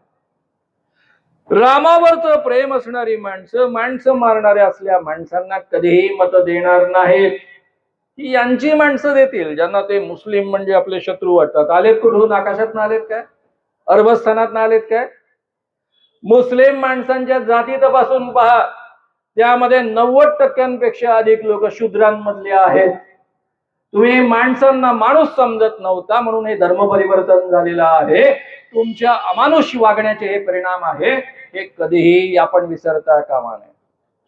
एका बाजूने म्हणायचं की या सगळ्या माणसांचा DNA पण हा याच देशातल्या भारतीय माणसांचा आहे, आणि दुसऱ्या बाजूने मात्र अशा पद्धतीनं देशामध्ये वातावरण तयार करायचं की मुस्लिम म्हणजे काहीतरी दुय्यम नागरिक. अरे ज्यांना आपलं राष्ट्र पाहिजे होतं मुस्लिम लोकांचं, ते गेले ना पाकिस्तानात. भारतामध्ये राहिले ते एका सेक्युलर राष्ट्रामध्ये राहिले. त्यांना महात्मा गांधींनी वचन दिलं होतं, त्यांना पंडित जवाहरलाल नेहरूच्या मंत्रिमंडळाने वचन दिलं होतं, त्यांनी घटनाकार बाबासाहेब आंबेडकरांनी वचन दिलं होतं की तुम्हाला या देशामध्ये आम्ही बरोबरीनं वागवू. तुम्ही कोणत्याही धर्माचे असलात तरी तुम्हाला सगळ्यांना मानवी हक्क मिळतील, नागरिकांचे हक्क मिळतील. आणि आज मात्र आम्ही संपूर्ण देशामध्ये या पद्धतीचं वातावरण निर्माण करून ठेवतो की जणू काही आमचे सगळे प्रश्न हे मुस्लिमांमुळे निर्माण झालेले आहेत. अरे मुस्लिम निर्माण झाले या देशामध्ये, तेच तुमच्या पापांमुळे निर्माण झालेले आहेत, हे कधीही विसरता कामा नये. त्यामुळं मित्रांनो, या लोकांना यांची जागा दाखवण्याची गरज आहे. रामाच्या नावावर यांना मत मिळणार नाहीत आणि यावेळेस त्यांचा दारुण पराभव होणार आहे. मी एवढं तुमच्या पुढ्यामध्ये आत्मविश्वासाने का बोलतोय? कारण मला अर्थशास्त्र जसं कळतं त्याच पद्धतीनं आकडेशास्त्र उत्तम पद्धतीनं कळतं. ईव्हीएम मध्ये यांनी कितीही गडबडी केल्या तरी 10% वर यांना करता येत नाही, आणि आताच पर्सेंटेज मध्ये 10% वर फरक आहे. आणि उद्या वातावरण जसं जसं हे बदलत गेलेलं आहे त्यातून पडणारा फरक वेगळा आहे. त्यामुळे यांचा पराभव 100% खरा आहे. फक्त हा पराभव करताना तुम्हाला लोकांपर्यंत काय पोचवायचं आहे? हा माणूस एका बाजूने रामाचं सत्यवचनी रामाचं नाव घेतो आणि दुसऱ्या बाजूने ब्लॅक मनी आणून 15-15 लाख रुपये तुमच्या खात्यात देईन म्हणाला. दिलेत का? नाही. सगळ्या शेतकऱ्यांचं उत्पन्न दुप्पट करेन असं म्हणाला. केलं का? नाही. दरवर्षी 2 करोड रोजगार दूंगा असं म्हणाला होता. म्हणजे 10 वर्षांमध्ये 20 कोटी रोजगार निर्माण व्हायला हवे होते, काही लाख सुद्धा निर्माण झाले नाहीत. ना खाऊंगा ना खाणे दूंगा त्याचा तर पार बट्ट्याबोळ झालेला आहे. स्वतःच खाऊंगा, पोट फाटेपर्यंत खाऊंगा असा हा माणूस आहे. त्यामुळं मित्रांनो या माणसाला तर आपल्याला घरी पाठवायचं. पण आपली काही थोडीशी गडबड आहे, तीही मला तुमच्या पुढ्यामध्ये मांडली पाहिजे. ही माणसं ही राज्यघटना का बदलवू इच्छितात? कारण या राज्यघटनेनं सर्वसामान्य माणसाला माणूस म्हणून समान अधिकार दिलेला आहे. तो यांना पाहवत नाही, यांना पुन्हा मनुस्मृती आणायची आहे.